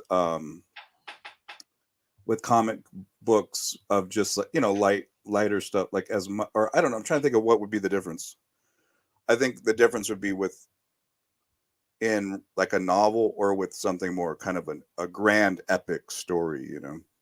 Hmm. But So years ago, when I lived in Flint, Michigan, no, Terry says you don't want too many eyes on a project in the process of creating. And then, Cat and Pace, hey, how's it going? Welcome to the stream. Instead of a magnum opus, how about you do a magnum PI instead? Adam, years ago when I lived in Flint, which is kind of like my inspiration for Rust City, um, I had a roommate who had comic books. He had like all X-Men, Spider-Man, all that kind Yeah. of stuff. And I never really had looked. He had a big collection, and I had never really looked at comic books before too closely. I had read them casually, and then just sort of they didn't make much of an impression on me. Well, for whatever reason at that time, I was like, oh man, this is awesome. Like this, just storytelling and art and imagination, wild stuff. And it just really got me excited. And but right away I started thinking of stories like Detective Prez, not like Spider-Man and Superman and stuff like Yeah. that. And I remember talking to this guy. I liked the guy a lot. But he was like, oh, that's not going to work. People don't read comics for that.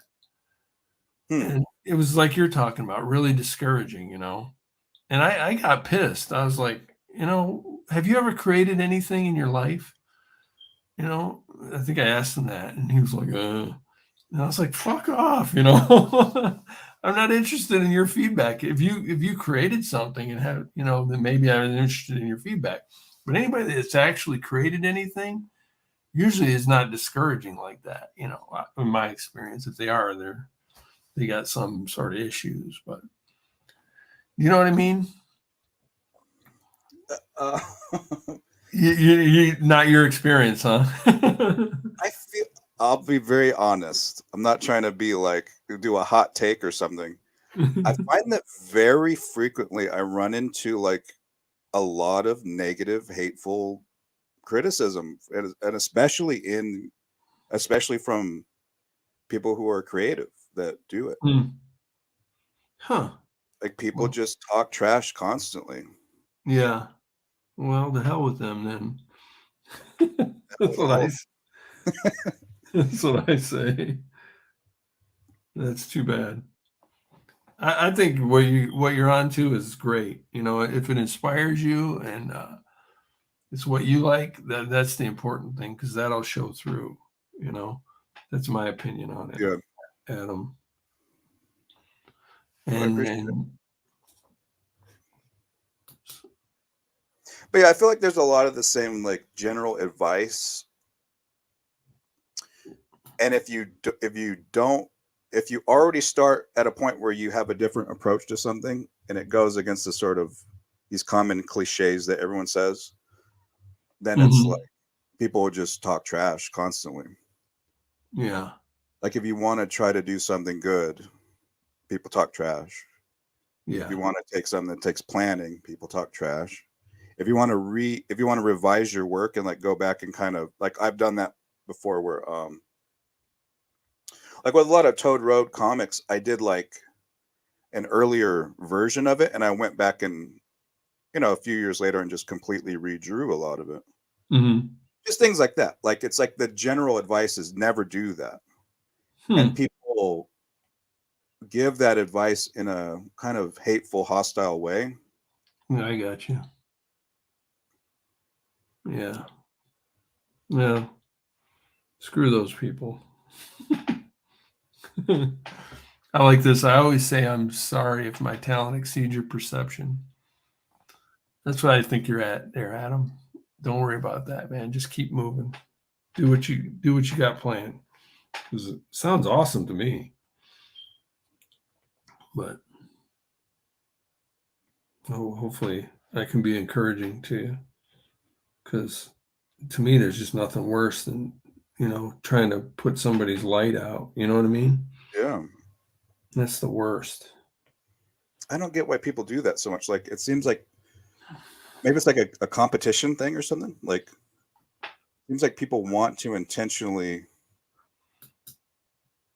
blow out somebody else's light, like just to kind of I don't know, competition or a sense of control or insecurity or something, or like a competing philosophy or something. Like who knows?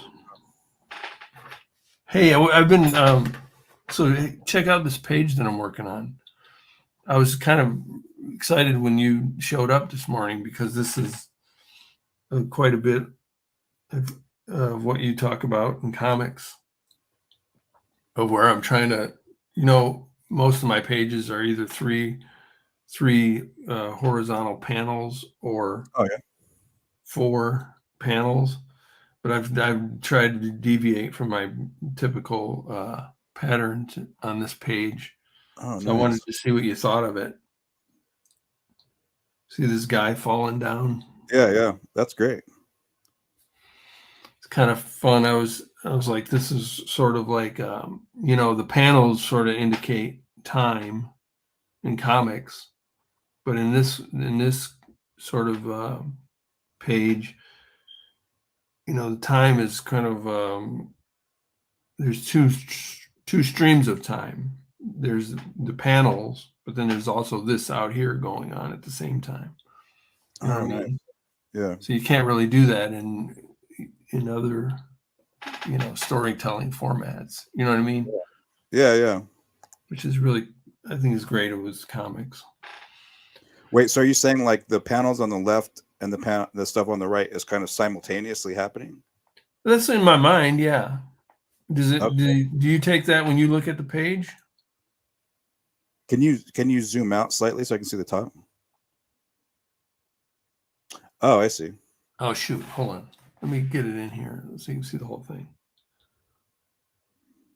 Move it over here. There. Okay, yeah. Yeah, that's really cool.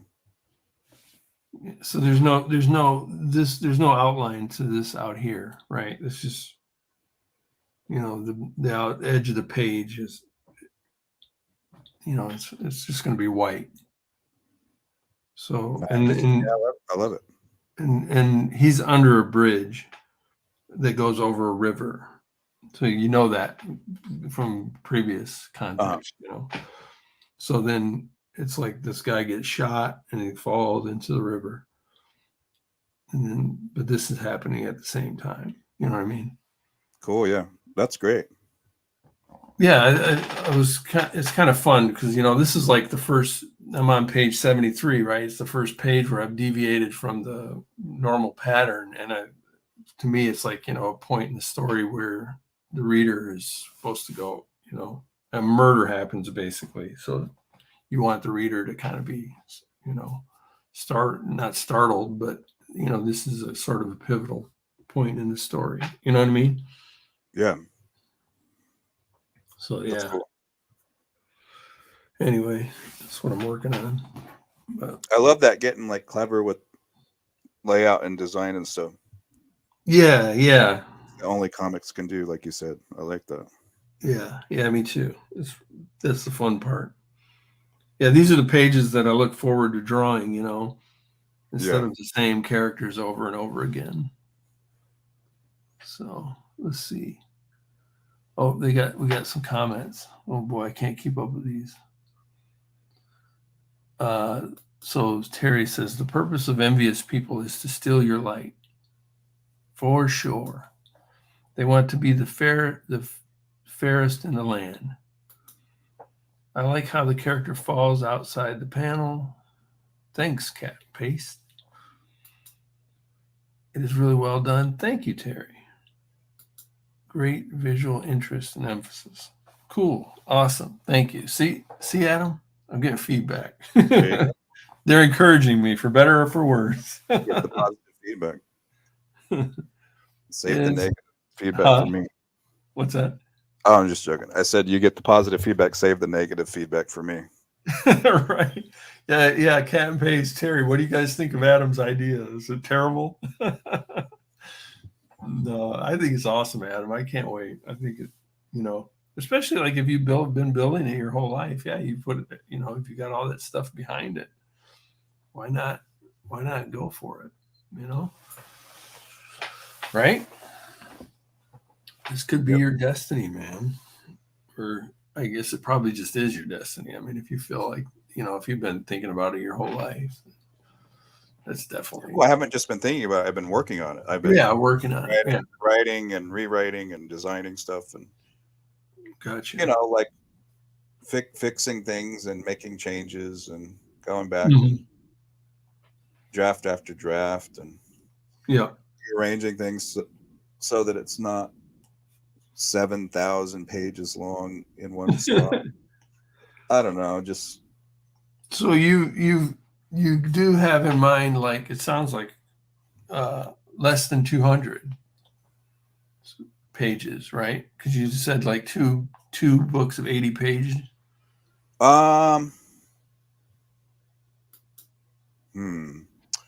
Each like kind of like I'm not trying to think of how I would put it. Let me think about this.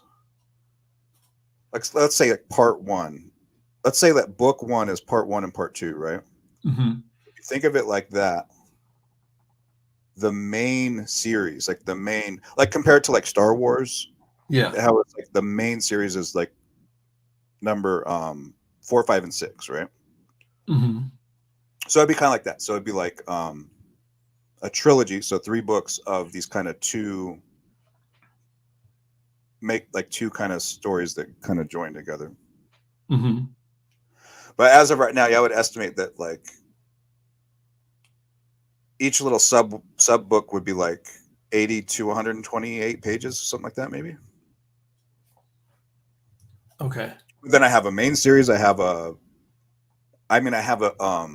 series of like trilogies of like I have multiple trilogies of sequels and prequels and stuff like all planned out and written. I have like outlined. Okay, gotcha. It's just a matter of how much can I do? How far can I go? How many stories of the children and grandchildren? Like it just keeps going. So okay, I got you. So it sounds like very much like George Lucas and Star Wars.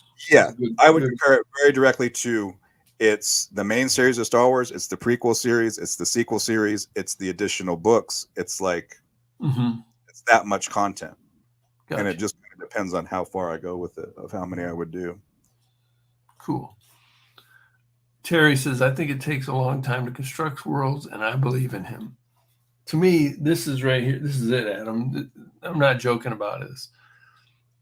Terry's a good friend. Like when she says, I believe in him, that's what you need. People that truly believe in you, those are the people that you should listen to, because you got to believe in yourself. And if anybody's taken away from that, that makes all of this so much harder. So yeah, I believe. I don't know, something about like with this story, since it's so much more writing based. Like if I compare working on this project to like working on Toad Road Comics or something, I kind of like going away into my little secret space and I'm just away working on this thing, and the world doesn't really know much about what it is, and they may not know for another 10 years. There's something about that I just kind of like it's like an escape. It's like I'm just going over into my corner and I'm working on this thing, and it's like kind of more there's something a little more private about it, I feel.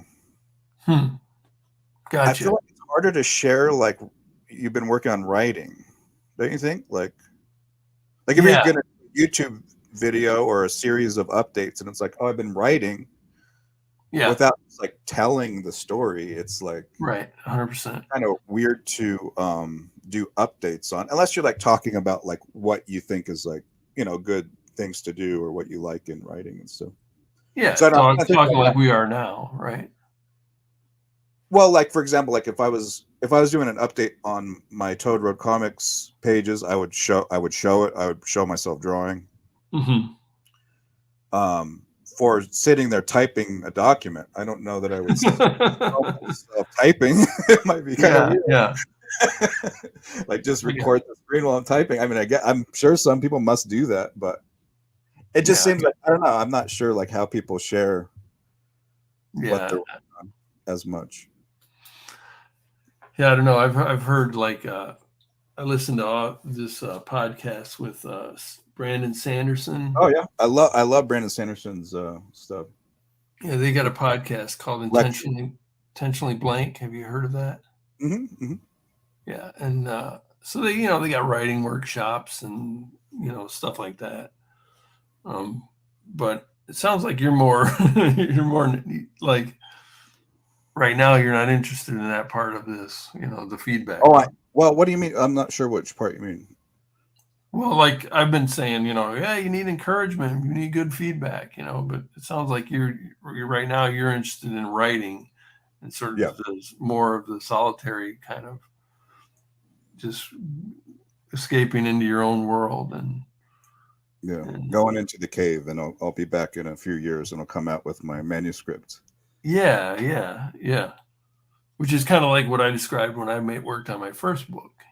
That's where I was more so. Which is, hey, I think that's awesome. If you can, if you can do that and enjoy it, yeah, that's great. Because then, to hell with people. Well, I'm not saying I don't want to get feedback on stuff, but I just like so far with this project compared to other stuff, the feedback I have gotten is so hateful and negative. Like I don't think anyone ever meant it in a hateful, negative way. But just something about it brings out these very strong feelings in people. I think there's something about epic storytelling and like if you go see the new Star Wars movie, people have a really strong opinion about like why everything was wrong about it, Right. They put emotion into what they think a story should be, Right. And when people share that when you're like working on your draft of your story, like you're trying to get figured out and they just like vent about how much they hate some pet peeve and you are doing it, it just can really that's hurtful.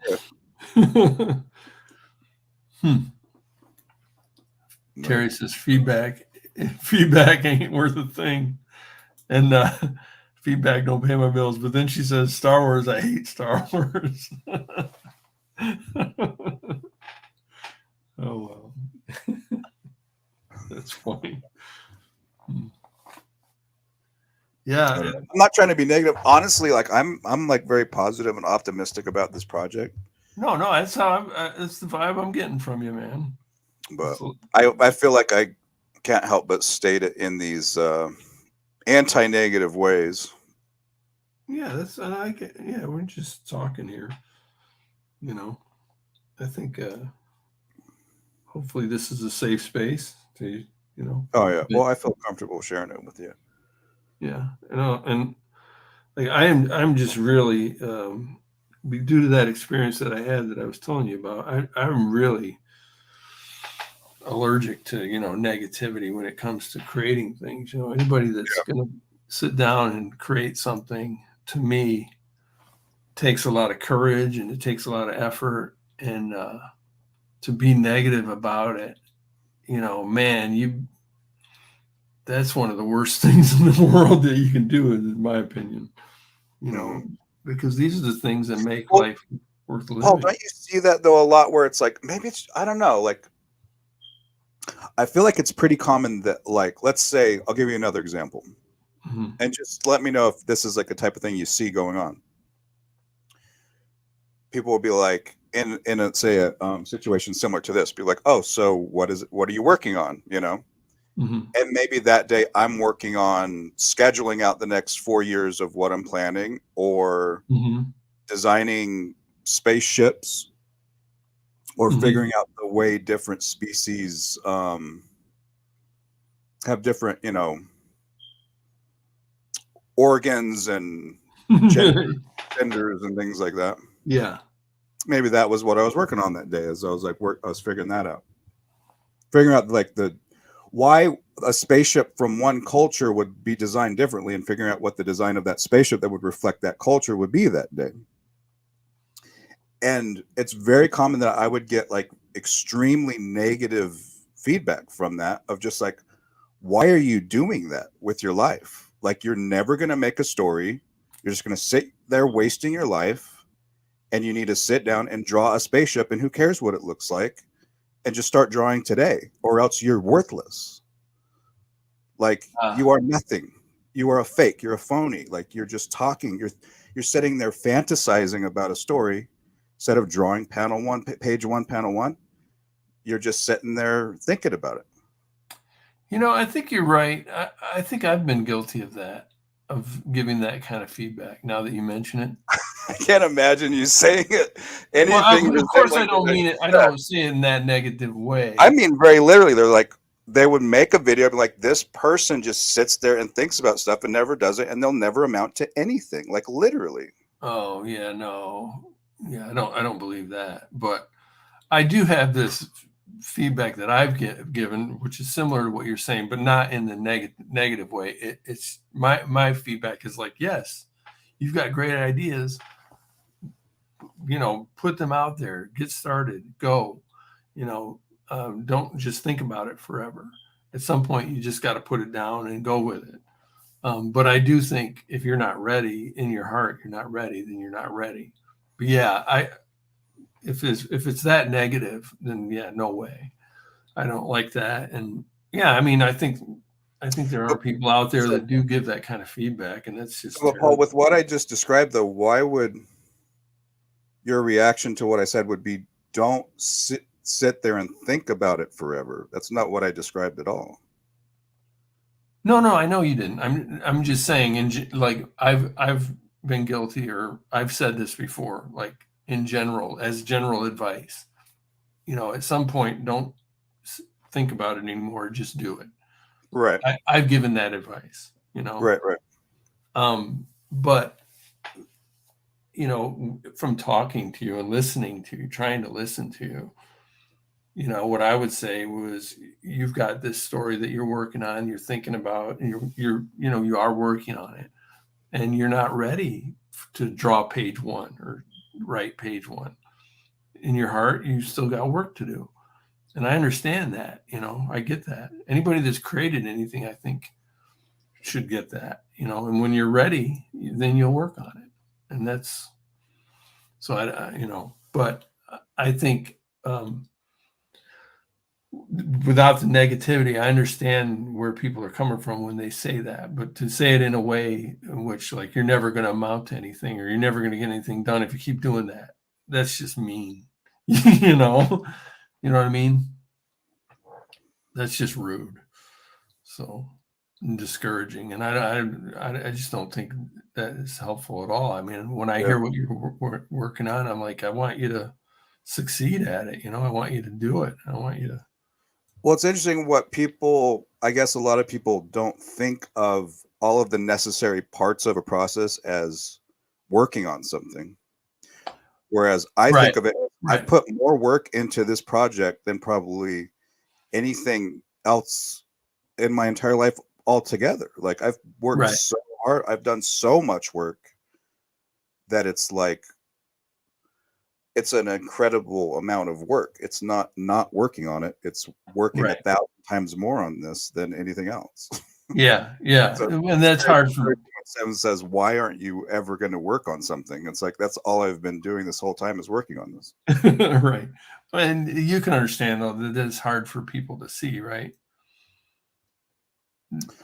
I mean, I guess I'm learning that I guess people just don't see that that's part of the process, even if they Yeah. literally are comic book creators. Like, Right. Right. understand how they cannot understand that, but Right. I mean, to go back to Star Wars, from what I understand about Star Wars, is like, each and every one of those characters have a backstory, and then there's reason, or even in Star Trek, like, they have all the little lights on the in the Enterprise. They all mean something. All the little panels and things that people are standing by. yeah, They actually have actual, stories behind every little thing.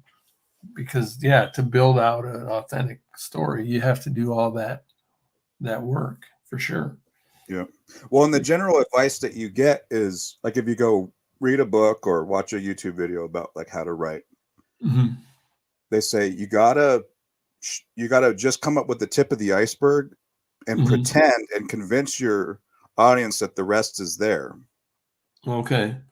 And to me, it's like, as far as what you put in the story, I agree with that. But as far as actually visualizing and world building and actually conceptualizing an entire world, Mhm.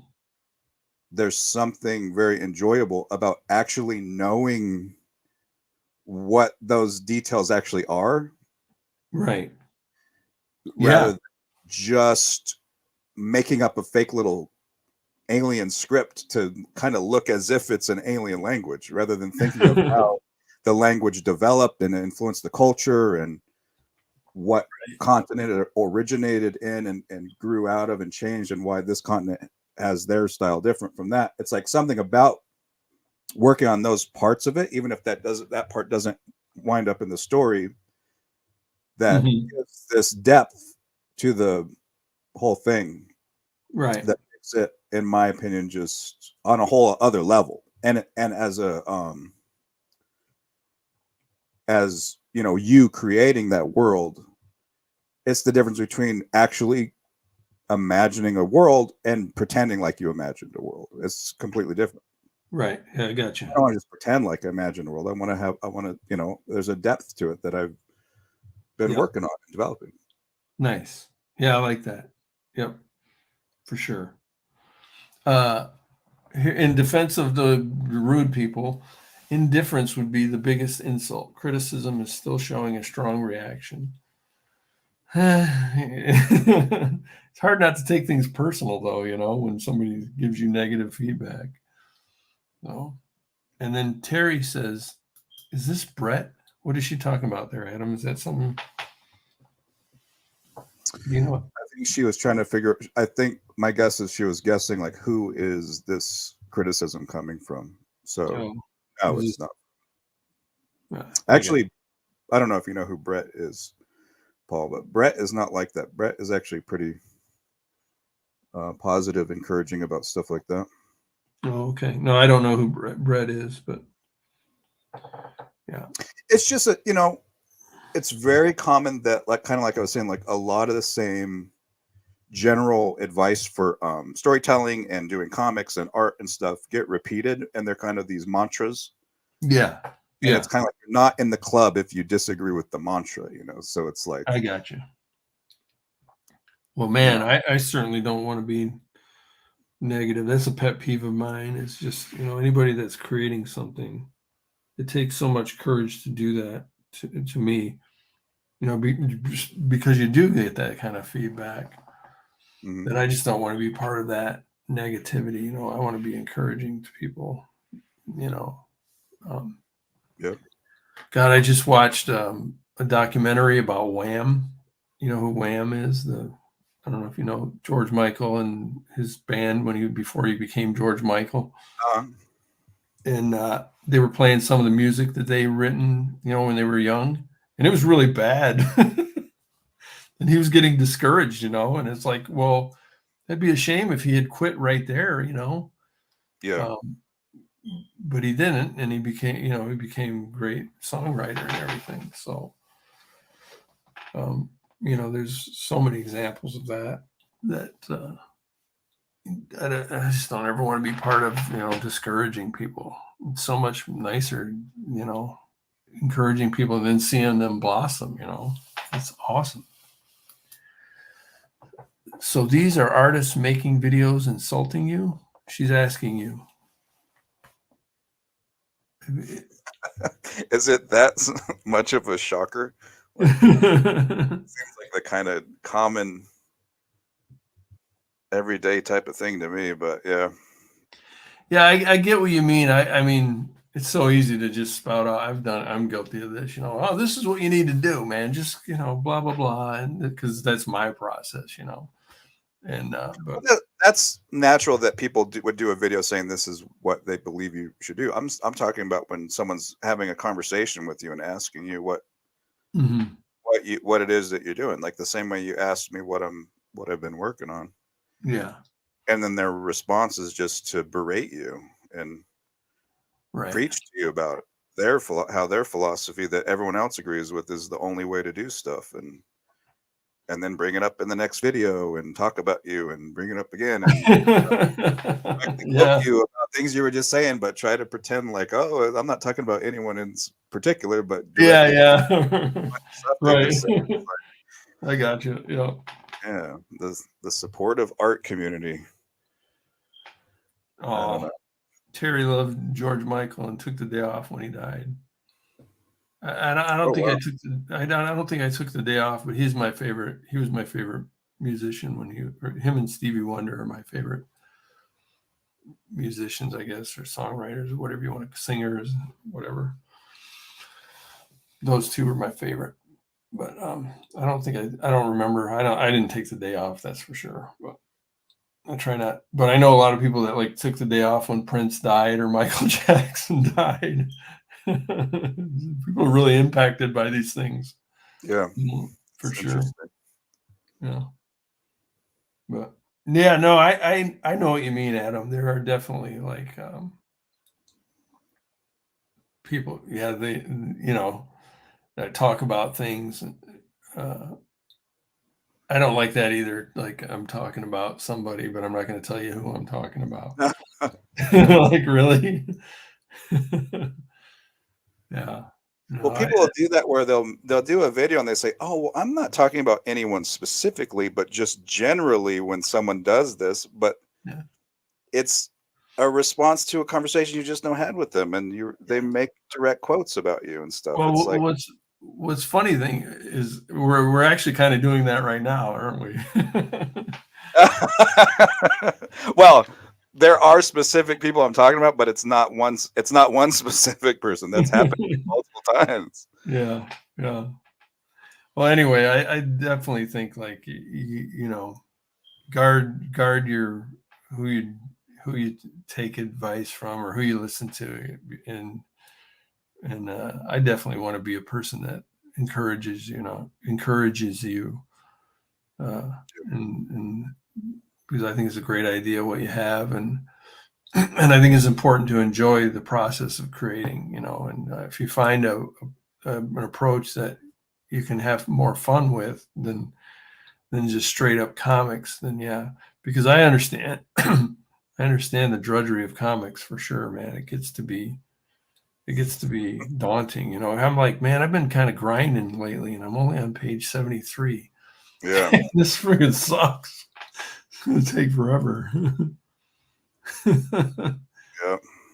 Terry says people are little benches. They can be for sure. But yeah, I've been enjoying myself. I don't know. I got really burnt out, and I'm kind of recovering from that, and I just kind of have been away. But I I've been enjoying the creative process. No, that's awesome. Yeah, that's really cool. Good to hear. So, yeah, let me know if you get that book. I'm going to try to find mine. I have it around here somewhere. Do you remember what was the title again? The Voyage of the Basset. Voyage of the Basset. Okay, yeah. I'm going to put that in the text here, just because sometimes reading it can help you remember. Voyage of the Oh yeah. Basset. Sorry, yeah, I wasn't trying to come on here and I think maybe I didn't realize like I had like something on my chest, get out something to get off my chest. Prince impacted me. My dad died a couple days after him too. Oh, that's terrible. Sorry to hear that, Terry. Oh. Yeah, no, this is a safe space, but Terry doesn't think so. She said this is not a safe space. I don't know what that was about. I think it's good to vent sometimes too, for sure, especially with the other people that can identify with what you're going through. Yeah. Well, it's interesting sometimes to share my experience of how I'm kind of interpreting what's going on. Mm-hmm. And then other people are like, what? They did? This happened to you? What? And it's like, this is like everyday stuff to me. Like I see this constantly. Yeah. I don't know. I guess people maybe don't run into the same type of stuff. Well, for me, I mean, I just once I started creating things, I just have found that I don't listen to that crap. I feel like I almost have to be like, I have to be irrational about this in order to get it done.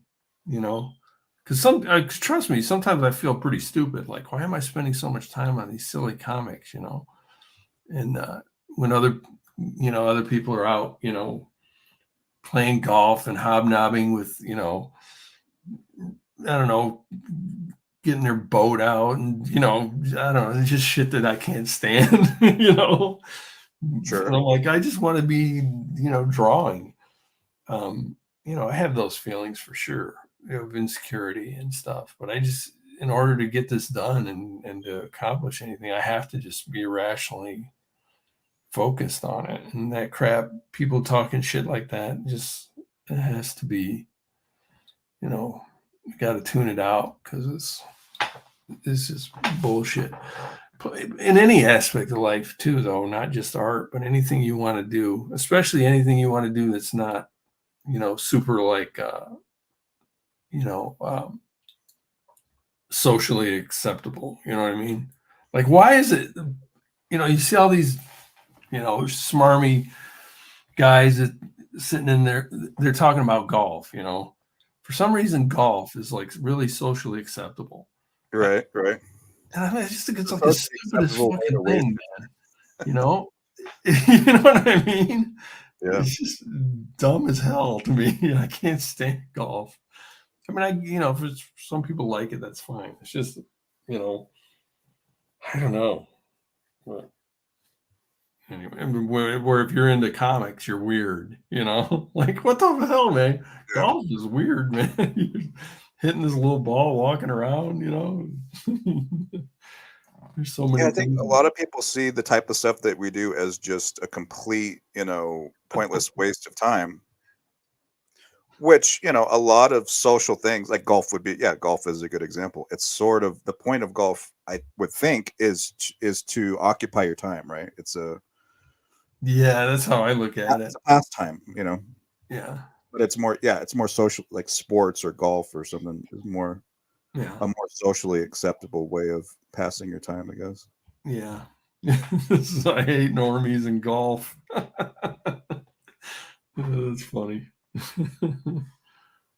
I just think sometimes people have a lack of imagination or something.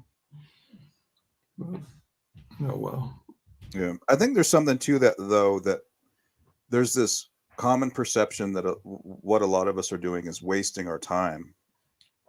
Yeah. And those of us who can get into that zone and tap into it and enjoy that process that so many people dismiss as a waste of time, but then they turn around when some movie comes out or some book that they actually like and they like that, they sure like to get those books and stuff.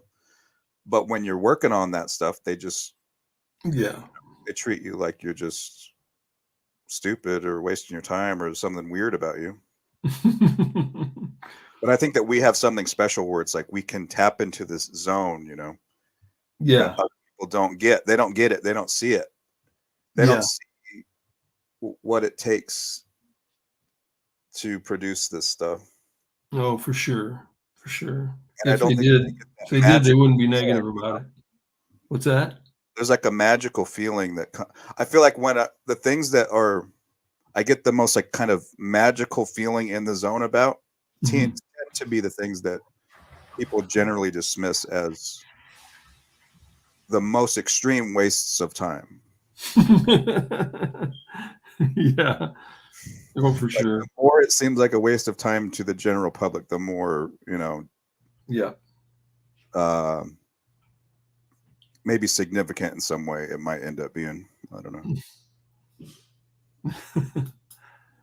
Golf is exercise and networking, but that's a boring network for me. Yeah. Exercise and network. That's what golf is. Networking. That's another one. The little corporate catchphrase that I can't stand. Networking. Yeah, I'm right there with you, Adam. Well, I look forward in 10 years to hear how your story's coming along. Oh, hopefully it won't take you that long. I have a short, I don't have a short attention span, but I have a certain attention span, I'll say, and so I have to. I just enjoy getting the feedback and encouragement, and or even negativity from time to time. I'll kind of laugh it off or whatever. But I enjoy the interaction. I think you do too. But there's certain times in life where whatever you're just not ready for it. You want to put your head down and go to the cave and enjoy the creative process. Right? Am I Yeah. right? Just a sec. Hey, Jules, what's up? I'm talking to a friend. Sorry, I just came to say hi. Okay, hi, honey. I love you. All right, I'll come up in a little while. All right. Yep. So anyway, yeah. What was I saying? Yeah, I think. Yeah, but I really enjoy your streams and stuff, and when you're showing your drawings, and but if you're not in the mood for that kind of thing, then I think you really got to be in the mood for it. I've definitely been in stages in my life where I'm just not ready to get on camera like this and share my drawing process. You know what I mean, Adam? Yeah, I really do. Yep. So, well, cool. I look forward to hearing about it anyway and seeing what you got for sure. Cool, I appreciate it. Yeah, I was surprised the other day. I mean, I wasn't that surprised, but it was kind of cool that you had even remembered like the name of my character and stuff. It's like, oh, like Oh, I don't know. I feel like that's not as common huh. that people would remember like the specific names of things that you're working on. Well, I think first of all, uh, I think I would remember it no matter what it was. But Power Jones is a great name. It's really easy to remember. So, Yeah, thanks. I think Terry says, but that's boring. What she says, we're networking right now. I don't know if you call it this networking. We're developing connections. Oh yes, definitely. If that's networking, that's what we're doing. You're right. Daw. I'm not sure. The reaction Daw was to. What was that, Terry? Did Adam say something sweet like he usually does? Did you see Kevin Cross was on I did. Artcast the other night? Yeah, I was just watching that. Yeah, he's a funny I dude. didn't catch it live, but I caught it on the replay. That was a rather interesting episode of the Artcasters. Yeah. It's like Artcasters Unleashed, uncensored, man. Yeah. Josh was in rare form, wasn't he? It was like Artcasters After Hours. A lot of F-bombs dropped in that stream. Yeah. Josh has been kind of. I hope Josh is doing all right. I want to check in on him, or not check in on him, but just touch base with him and see like with what was going on, Yeah. It sounded like he was in a pretty good headspace. But yeah, changes can always be scary to me. Yeah. So anyway, he definitely seemed like he just wanted, like he needed a group of buddies to just vent with. yeah, that's it. Yeah, for sure. And that was definitely like what happened, which was pretty cool to see. Yeah. It's always cool to see Kevin on though too. Like, yeah, he's really funny. Cool that he just like showed up in the chat and came on. Yeah. That was. Oh, you did to your. Yeah, that was my daughter. She came down just to say. She said she wanted to just say hi. So she's on summer break, and her hours are. She's a night owl like her mom. So I'm a morning person. I'm a morning weirdo. But I'm feeling pretty good about this page here, Adam. What do you think? I think it's great. Thanks. I think it accomplishes what comics are meant to accomplish. Cool. I enjoy this using different line weights, and not having to get out different pens. Like I can make a real thick line here and just change the line weight of the pen on here, using my software or whatever. Oh yeah. Yeah, it's kind of pretty cool.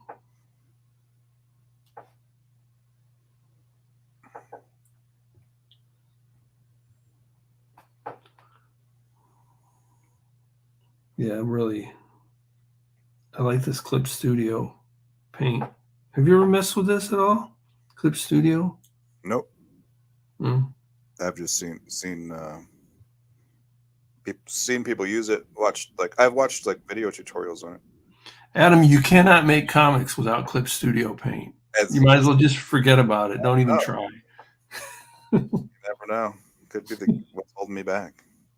Right. No, it is like watching you use it. It's like, oh wow, there are a lot of things. Because I don't even draw digitally and stuff, so it's like watching you do it and just kind of, you just bring in a word balloon and just make a little thing real quick, and it's there. And like, yeah, there's things like that. It's like, man, I guess if I used stuff like that, I probably would get stuff done quite a bit faster, which would cause me to do more comics. Yeah, it takes a little, getting used to, like anything. But I've found I like it. But I also was like, I remember when I first found Christopher Runciman, and I was watching him, and he does everything on paper, and I was like so excited to tell him, hey, you need to check out Clip Studio. I think you'd really like it because it'd help you be so much faster. So I was like going to tell him this, right? And I watched him for a little while, and I was like, the hell am I going to tell this guy? Like, he's doing exactly what he needs to do. I'm not going to give him any advice. That'd be stupid. So there's just Runciman, he has an interesting process. I love how he integrates, like he does traditional stuff, and he gets all his different materials out, but then he just kind of he uses the computer more to integrate all of that into one image or page or whatever. Like that's a cool way to do it. Yeah, I like that part about it too. It's really neat. But yeah, do you follow Doug TenNapel at all, or you know who Doug TenNapel is? Yeah, I actually have a couple of his books. I mean, I think it's fantastic. Yeah, his art is just great. I love his style. I love Doug TenNapel's work.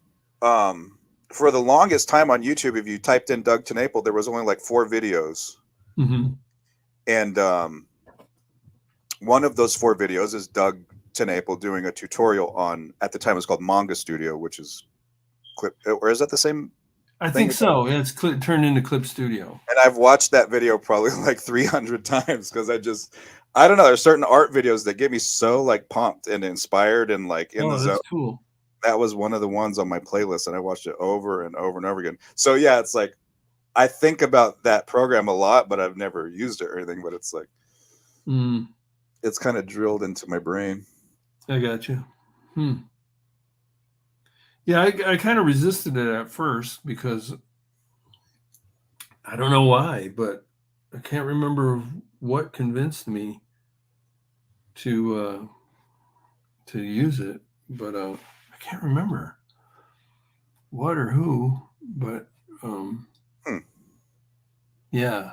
Well, I know like I did the first Detective Prez. I drew on typing paper. Like I had just a regular piece of 8.5 by 11. And I would draw it with pencil, and then I would do the inks with this pen right here. My favorite Flair. Let's see if I can show you. The Flair, this pen right here. You recognize that pen? I don't know if you can see it or not. Sure, yeah. I love these pens, right? It's this little felt tip. So I did the pencils and ink on paper, and then I would erase the pencils, and I would Right. scan it into the computer, right? Then do the lettering and everything.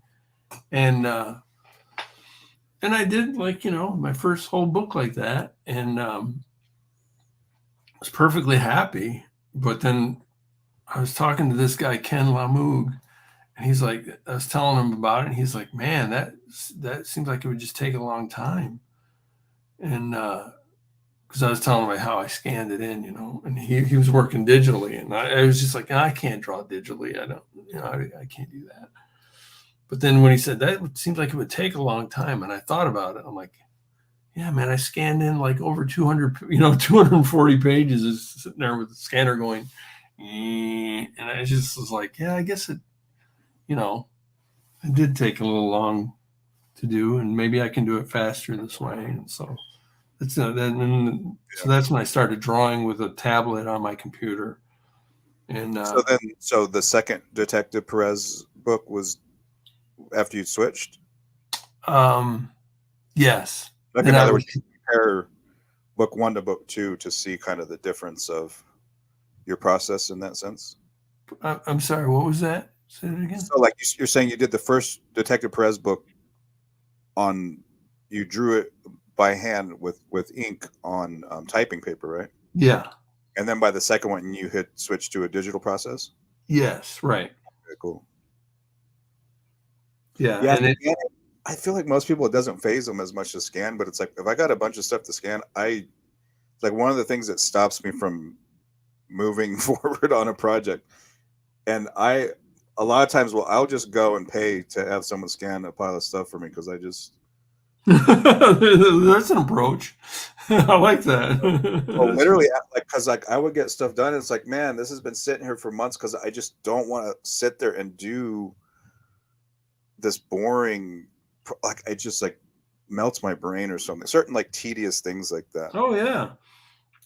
Well, and that's the thing. It's like, same thing with like the negativity is these things that discourage you from doing what you want to do. Those are where you got to try to find a way around them, Yeah. kind of be I started creative. drawing smaller though because I found, like, okay, if I don't, because part of it was I would draw these big pages and then you have to stitch them together. You have to scan Right. 2 or sometimes 4 sides of your page and then try to tediously assemble it in Photoshop and line them up. And sometimes they don't line up right, and you have to try to do it again, and the shadow is on there. It just stuff like that. It's like, I don't want to spend my life doing this. Like, right. so, Yeah, I watched you. I watched you a few months ago. You were putting together your Toad Road comics, and I think it was your second one. You were finishing it off, getting it ready for printing, and you were like, it seemed like you were not enjoying it. You're struggling with the I really page don't number. like technical. Like, even right now, I have this book that I formatted, and it's like there's just no progress because I need to go. All I have to do right now, literally, all I need to go do right now is take the files, and they're saved as one file type. Mm-hmm. Every single page is saved as one file type. So I need to go and save it as a different file type, and then I can submit it to be printed. Right. But it's like sitting there, like, it'll probably take me like 20 minutes or something tops. Yeah. Something about it, it's like I just don't want to do it. Yeah. I'm so close to being done with that stupid thing.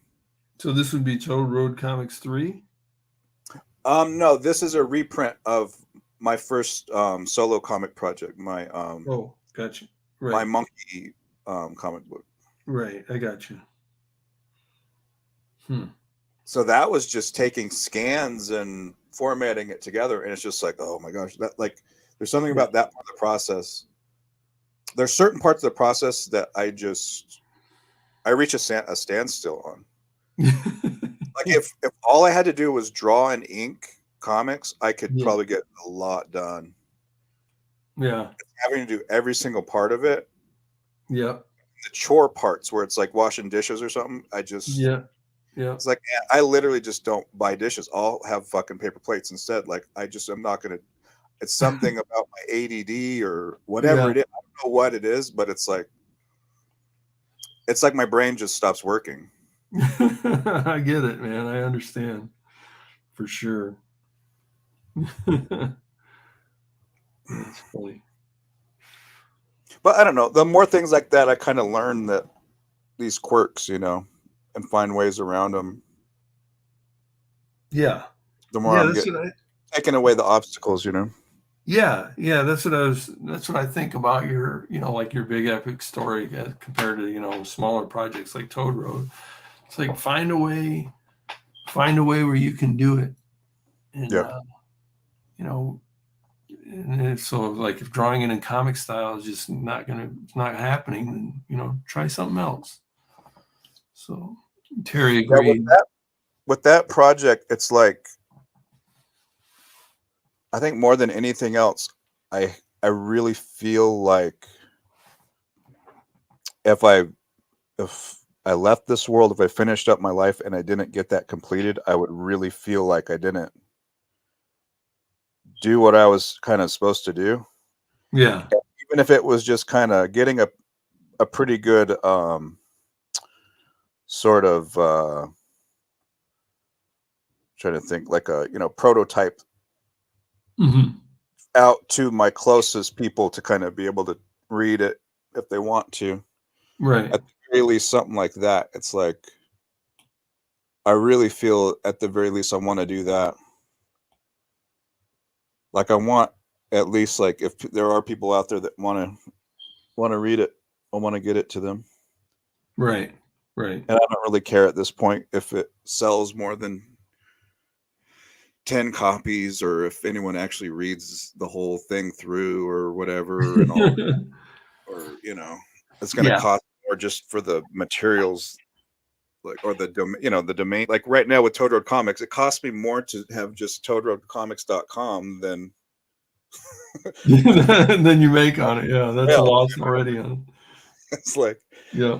I'm paying money to do this. Yeah. Yeah. No, that's for sure. But for a long time I was like, man, I'm going to kind of do this project, then I'm going to do that project, and if I see that it's not getting to where it's looking feasible to have a bigger audience, I had originally thought I'm just going to stop. Like I Hmm. didn't think I could keep going if it got that bad. Hmm. You know what I mean? Like if there isn't at least 100 people reading your comic book, for a long time I felt like it was hard for me to see why you would even do a comic if there's such a small readership, Right. so Right. getting past that hurdle, Yeah. it's like I really want to write this story even if like only 2 people read it I got you. all the Yeah. way through. Yeah. That's how I am with Detective Perez. I could care less if somebody's going to buy it. I got my jollies when get the books in the mail, you know, and then, That's then the thing is, I at least want a copy of my book. Like yeah. Yeah. I want I want to I mean I enjoy the writing part of it and the world building and the creating and the drawing part of it. Hmm. But there is something really just magical about, you finished it, it's in print, it's like there it is. Yeah. It's just like surreal. Do you get that? Like it's like a Oh surreal. yeah. Yeah. 100%. Yeah. It's like you made this thing exist that was like only in your mind. I don't know. Yeah. And Hell it's weird to yeah. really see it. It's like there it is. It's weird. Yep. It's kind of like seeing someone you hadn't seen in 20 years or something. It's just like Yeah. there it is. That's what it is. Like there they are. Like it's just weird. Yep. It's cool. No, that's my favorite part of it, is get well, you can see, yeah, you can see that stack of books, Mhm. right? Yep. Right there. That's Detective Perez. I had to order some new ones. So, because I ran out. So that's like really encouraging. I mean, I give them away and stuff too. So it's like I'm not selling. I'm selling that some people buy them online from time to time. Mhm. Then I, give away or sell copies in person right there. You know where I actually get some sales at is on Comixology. Really Yeah, yep. There- nice. People will buy them and read them online, which is interesting. because I don't like How do you reading. get your book on Comixology? Do you just kind of submit it? Is there like a Yeah, well, back when Comixology, before it got sucked up by Amazon, yeah, you had to submit it, and it would, it would take a long time and everything. But then eventually it got sucked up by Amazon, and so now my print book and Comixology are the same thing. It's called Kindle Direct Publishing (KDP). Oh, okay. Wait, does Comixology do only digital, or they do print stuff? No, they're just digital, right? It's just like reading something online or something, or you Yeah, download it. right. They have you can read it online, or you can read it on your Kindle, that little reading device that looks kind of like paper. Um, and so, but now I only have to submit to the print version, and they automatically make it for Comixology too. You know what I mean? Before I had to submit to both individually, and there was Do two you different formats, and it was a real pain in the ass. do But you happen to know, is that an option, or is it just automatically do that? I don't know. I don't know if it automatically does it or not. I hope so, because when I did it before, they were separate. So I did it. I submitted to both. It's to Amazon Print and then to Comixology for online. But then they ended up combining the two. So Oh, nice. when I get this one done, I'll find out. I Yeah, some stuff like right now with Toadwood Comics, where I have it print on demand, I didn't have an option to, like, I didn't really want a digital, just like a PDF of it available, right. but it just automatically makes one. You don't really have a choice. Oh, really? Yeah. Oh, that sucks. Yeah, because you don't want PDFs out there, do you? Well, I mean, most people do. I personally didn't really want my comic available as like a I just didn't want anyone kind of primarily reading it on a screen, or, Mhm. as Yeah. a download or something. Right. Yeah. Same here. I mean, mine's intended to be a book where you flip the pages. I mean, that's my intention of it. And but the Kindle, which is the Comixology, is a lot like a book. I have one, and it's really nice, but um, it's not exactly like a book. I can understand that though. If your intention was to have it read in a book form, yeah, I don't like. And personally, I don't like reading stuff online. I like to be able to sit on the toilet or something. I don't know. Yeah, PDF books ain't good. it doesn't bother me that much, but the main thing was, like, I just didn't want it perceived as like a web comic. Yeah, right. Like Okay. like even if it was like, available, you can go somewhere and read it online. It doesn't bother me that much, as long as, like, it's kind of understood that this is a printed physical book, like that's Yeah, what it is. And then yeah. if you see like a digital copy of it, that's like a scan of the real book. Like, that was just, to me, that makes a big difference. I don't know why. I guess to most people it doesn't matter, and especially at this stage of the Mhm. future that we're now in, it Yeah, doesn't right. really fucking matter one way or the other at this point. Yeah. But yeah, like, I really just don't like the perception of, like, there have been a couple times where someone asked me, like, how's my web comic, and it's just like, talk to me like that. Like, don't say that to me. I take it very personally as a personal insult. But web comic, oh my god. Back in I think it was the mid to late '90s, I started making a web comic, Yep. and I started following a bunch of comics people doing webtoons or whatever you call them, Uh, and back then, one of them that I followed and I remembered for a long time was Lonnie Millsap and Jamar Nicholas. Jamar Nicholas did uh, Detective Boogaloo, and then Scott oh, Kurtz. I don't know if you remember Scott Kurtz. He did one called PvP, I think, which is what's that stand for? Player versus player, I I think. remember that comic. Yeah, that was really good. He was really good. Another one is Giselle Legacy or something, and she did like Cool Cat Studios. I don't know if you remember that one. And I she's don't. still going. She's really good. She did. It's like Archie comics almost.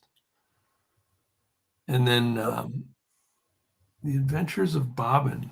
What's that one? Do you know what Terry's talking about there? I don't. That doesn't ring a bell to me. There was another really great one called I can't remember the name of it. The guy that did it was from Portland. His name he went by Indigo Kelly. Do you remember that guy? No, I don't. Oh, I do remember Hark of Vagrant, though. You remember what? Terry mentioned Hark of Vagrant. Oh, that's a really good one. Oh, really? I don't remember that one. The Adventures of I don't Bob. remember the name of that artist, but she is, I want to say, like a cousin or a niece of Jeff Smith, who did Bone. Oh, really? She somehow, I don't know if they knew that they were, like, they found out they were related or something like that. I want to say. Kate something. What's her name? But yeah, that I didn't ever read that much of Hark of Vagrant, but the art is really good.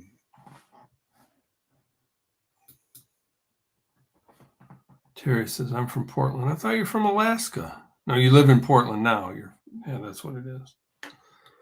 Gotcha. Yeah. Yeah, seems to be a lot of comic artists out in Portland. But yeah, that was kind of a fun time to with online comics. Yeah, online comics, I think, is what people called it back then. Adam, they didn't call it web comics. I think they called it online comics. Well, it's sort of like an interesting little boom, like early 2000s or something, where it was just kind of this new format, you know? Yeah. It must have been early 2000s, right? Yeah. And some of that stuff became like, I don't know, like, oh shoot, what is that comic called? American Born Chinese. Oh, okay. That started out as a web comic, and then it was a really successful graphic novel, just reformatted as the web comic, and now it's like some Netflix special or something, you know? It's like, yeah. Well, my favorite artists back then are still to this day is Keith Knight. Oh yeah. And he did, and that was back in that time. I followed him as an online comic, and then, a couple of years ago, it turned into a Hulu TV show called Woke. So, which is funny because woke is the word has just completely turned into something else. Over the last 5 years, it's just completely changed, So probably maybe 6, 7 years, I guess. But the TV show was a few years ago. And it was at that time, like it was just changing. The meaning of it was changing. It was going from it's just turned into an insult, which is, I don't think he was kind of making the TV show was kind of making fun of woke, but it wasn't an insult at the time. Now the word is like an insult, So, and the TV show got canceled after 2 seasons, but it was actually really good. I really enjoyed it. And it was based on his life, autobiographical cartoons. So that was really neat to see, him go from this sort of obscure online comic to, having a TV show on Hulu. That was really neat. But, wow. Yeah, that was fun. I felt like I was kind of part of it, because I was like, I've been a fan of his from the beginning, so. Terry says, I lived here since 2006. I'm a Portlander now. Yeah, that's kind of like me I'm a Michigander.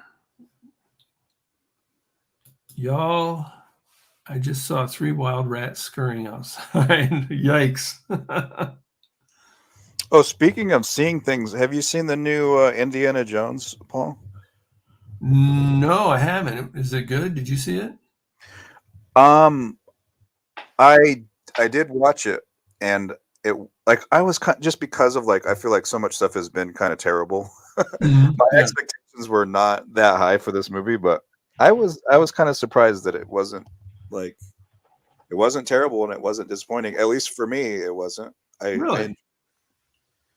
I actually quite liked it, but it wasn't like the best movie I've ever seen or anything. But Uh-huh.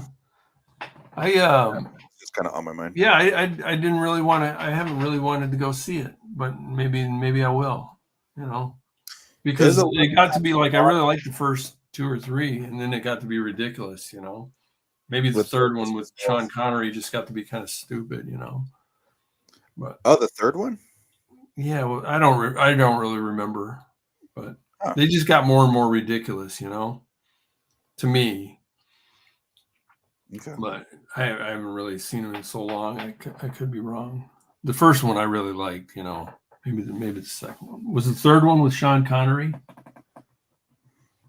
Um, I don't remember. Maybe. But didn't they weren't there just some sequels that were just kind of really ridiculous? Well, the kingdom of the Crystal Skull is the one that comes to mind. That was just kind of Uh, a bit ludicrous. I thought. yeah, so I'm I've just got it in my head that the wheel of what's it called, the Dial of Destiny, which the name sounds kind of cheesy. Which It part of does me, sound like a hokey title. I kind of wish they would have. I don't know. I kind of fits with Indiana Jones and kind of the spirit of where all yeah, that came from, but it is yeah, kind of dorky sounding. yeah. I mean, I like that's kind of when I made But the what the Dial of Destiny is actually pretty interesting. I found like the plot pretty like intriguing. oh really? Well, that's cool. Maybe I'll check it out. I always liked Indiana Jones, and so especially like the first one, I just thought was fantastic. But Terry loves rats. Are you kidding me? Are you nuts? I wish I could give you my guinea pigs. You like guinea pigs? Were you guys talking about rats the other day? I I'm don't trying to think remember. so. I don't remember talking I about thought rats. that was on here. Maybe not. I think I was. I'm sure I was complaining about my guinea pigs. I'm always complaining about them. Yeah, I think you guys were talking about guinea We may pigs. have been. We may have been. I don't know if she's being sarcastic or if she really loves them. No, Terry loves rats. Oh, she does? Oh, Yeah, yeah, I it's like did pet not. rats and stuff. I'm not a fan. I think I got to use. I think I'm going to wrap it up here pretty quick, Adam. I got to use the bathroom and drink some prune juice. All right. I've got. I still got to color my page, but got my inking done, and I'm pretty happy with That's it. really good. Yeah. Now that it's all filled in with the blacks and stuff, it looks really good. Thanks. Thank you. Like it reads really clearly. Cool. Yeah, that's kind of what I was. I like like we were talking about the idea of time. That it's sort of too. Like a super moment, they call it sometimes. What do they call it? Have you ever heard that term? No. What I've heard was? I didn't hear what you said. call it that, a super moment. Oh Like no, I've sometimes, never. like the image of a comic, oftentimes it's like you start reading it at the top. By the time you get to the bottom, there's time within the space itself. Yeah. Okay. It's not just like a snapshot. It's like Right. as you're reading, there's different. It's at the picture. A single image itself has different moments in time in the same picture. Yeah, Don't I you think? got you. Okay, they call it a super moment. All right, that makes sense. I got you. Hey, Philip's Phil. here. Good morning, Philip. You should chime in, definitely. Hope you're having a good breakfast. What do you got to say, Philip? What do you think? I got my comic. I checked out on my comic. Hold on. Rats climb up your leg and want to cuddle. Pigs are scared of you. Yeah. I don't know about rats, but yeah, pigs are definitely not. They're just scared. They're terrified. They don't love you. They're terrified of you. And what a sorry pet. I'm not a fan. Philip says they were supposed to sound like the old cereals from the 40s. What? I think maybe I didn't see one of your comments, Philip. The Indiana Jones titles. Oh yeah, maybe. Oh yeah, gotcha. Right. Yeah, it real kind of campy, right? I was going for that in my Detective Perez, the Rust City Stabber. I was kind of like going for like a campy sort of Okay, yeah, I could see title. I that. don't know if that really came across that way or not, but Like an old like pulp title or something. yeah, yeah. Nice. But I don't know if Stabber. I don't know if I really pulled it off there. That's maybe not the best choice of words. You know, maybe I should have chosen slicer or slasher or something. Gouger or gasher. Sounds No, I like think it's good.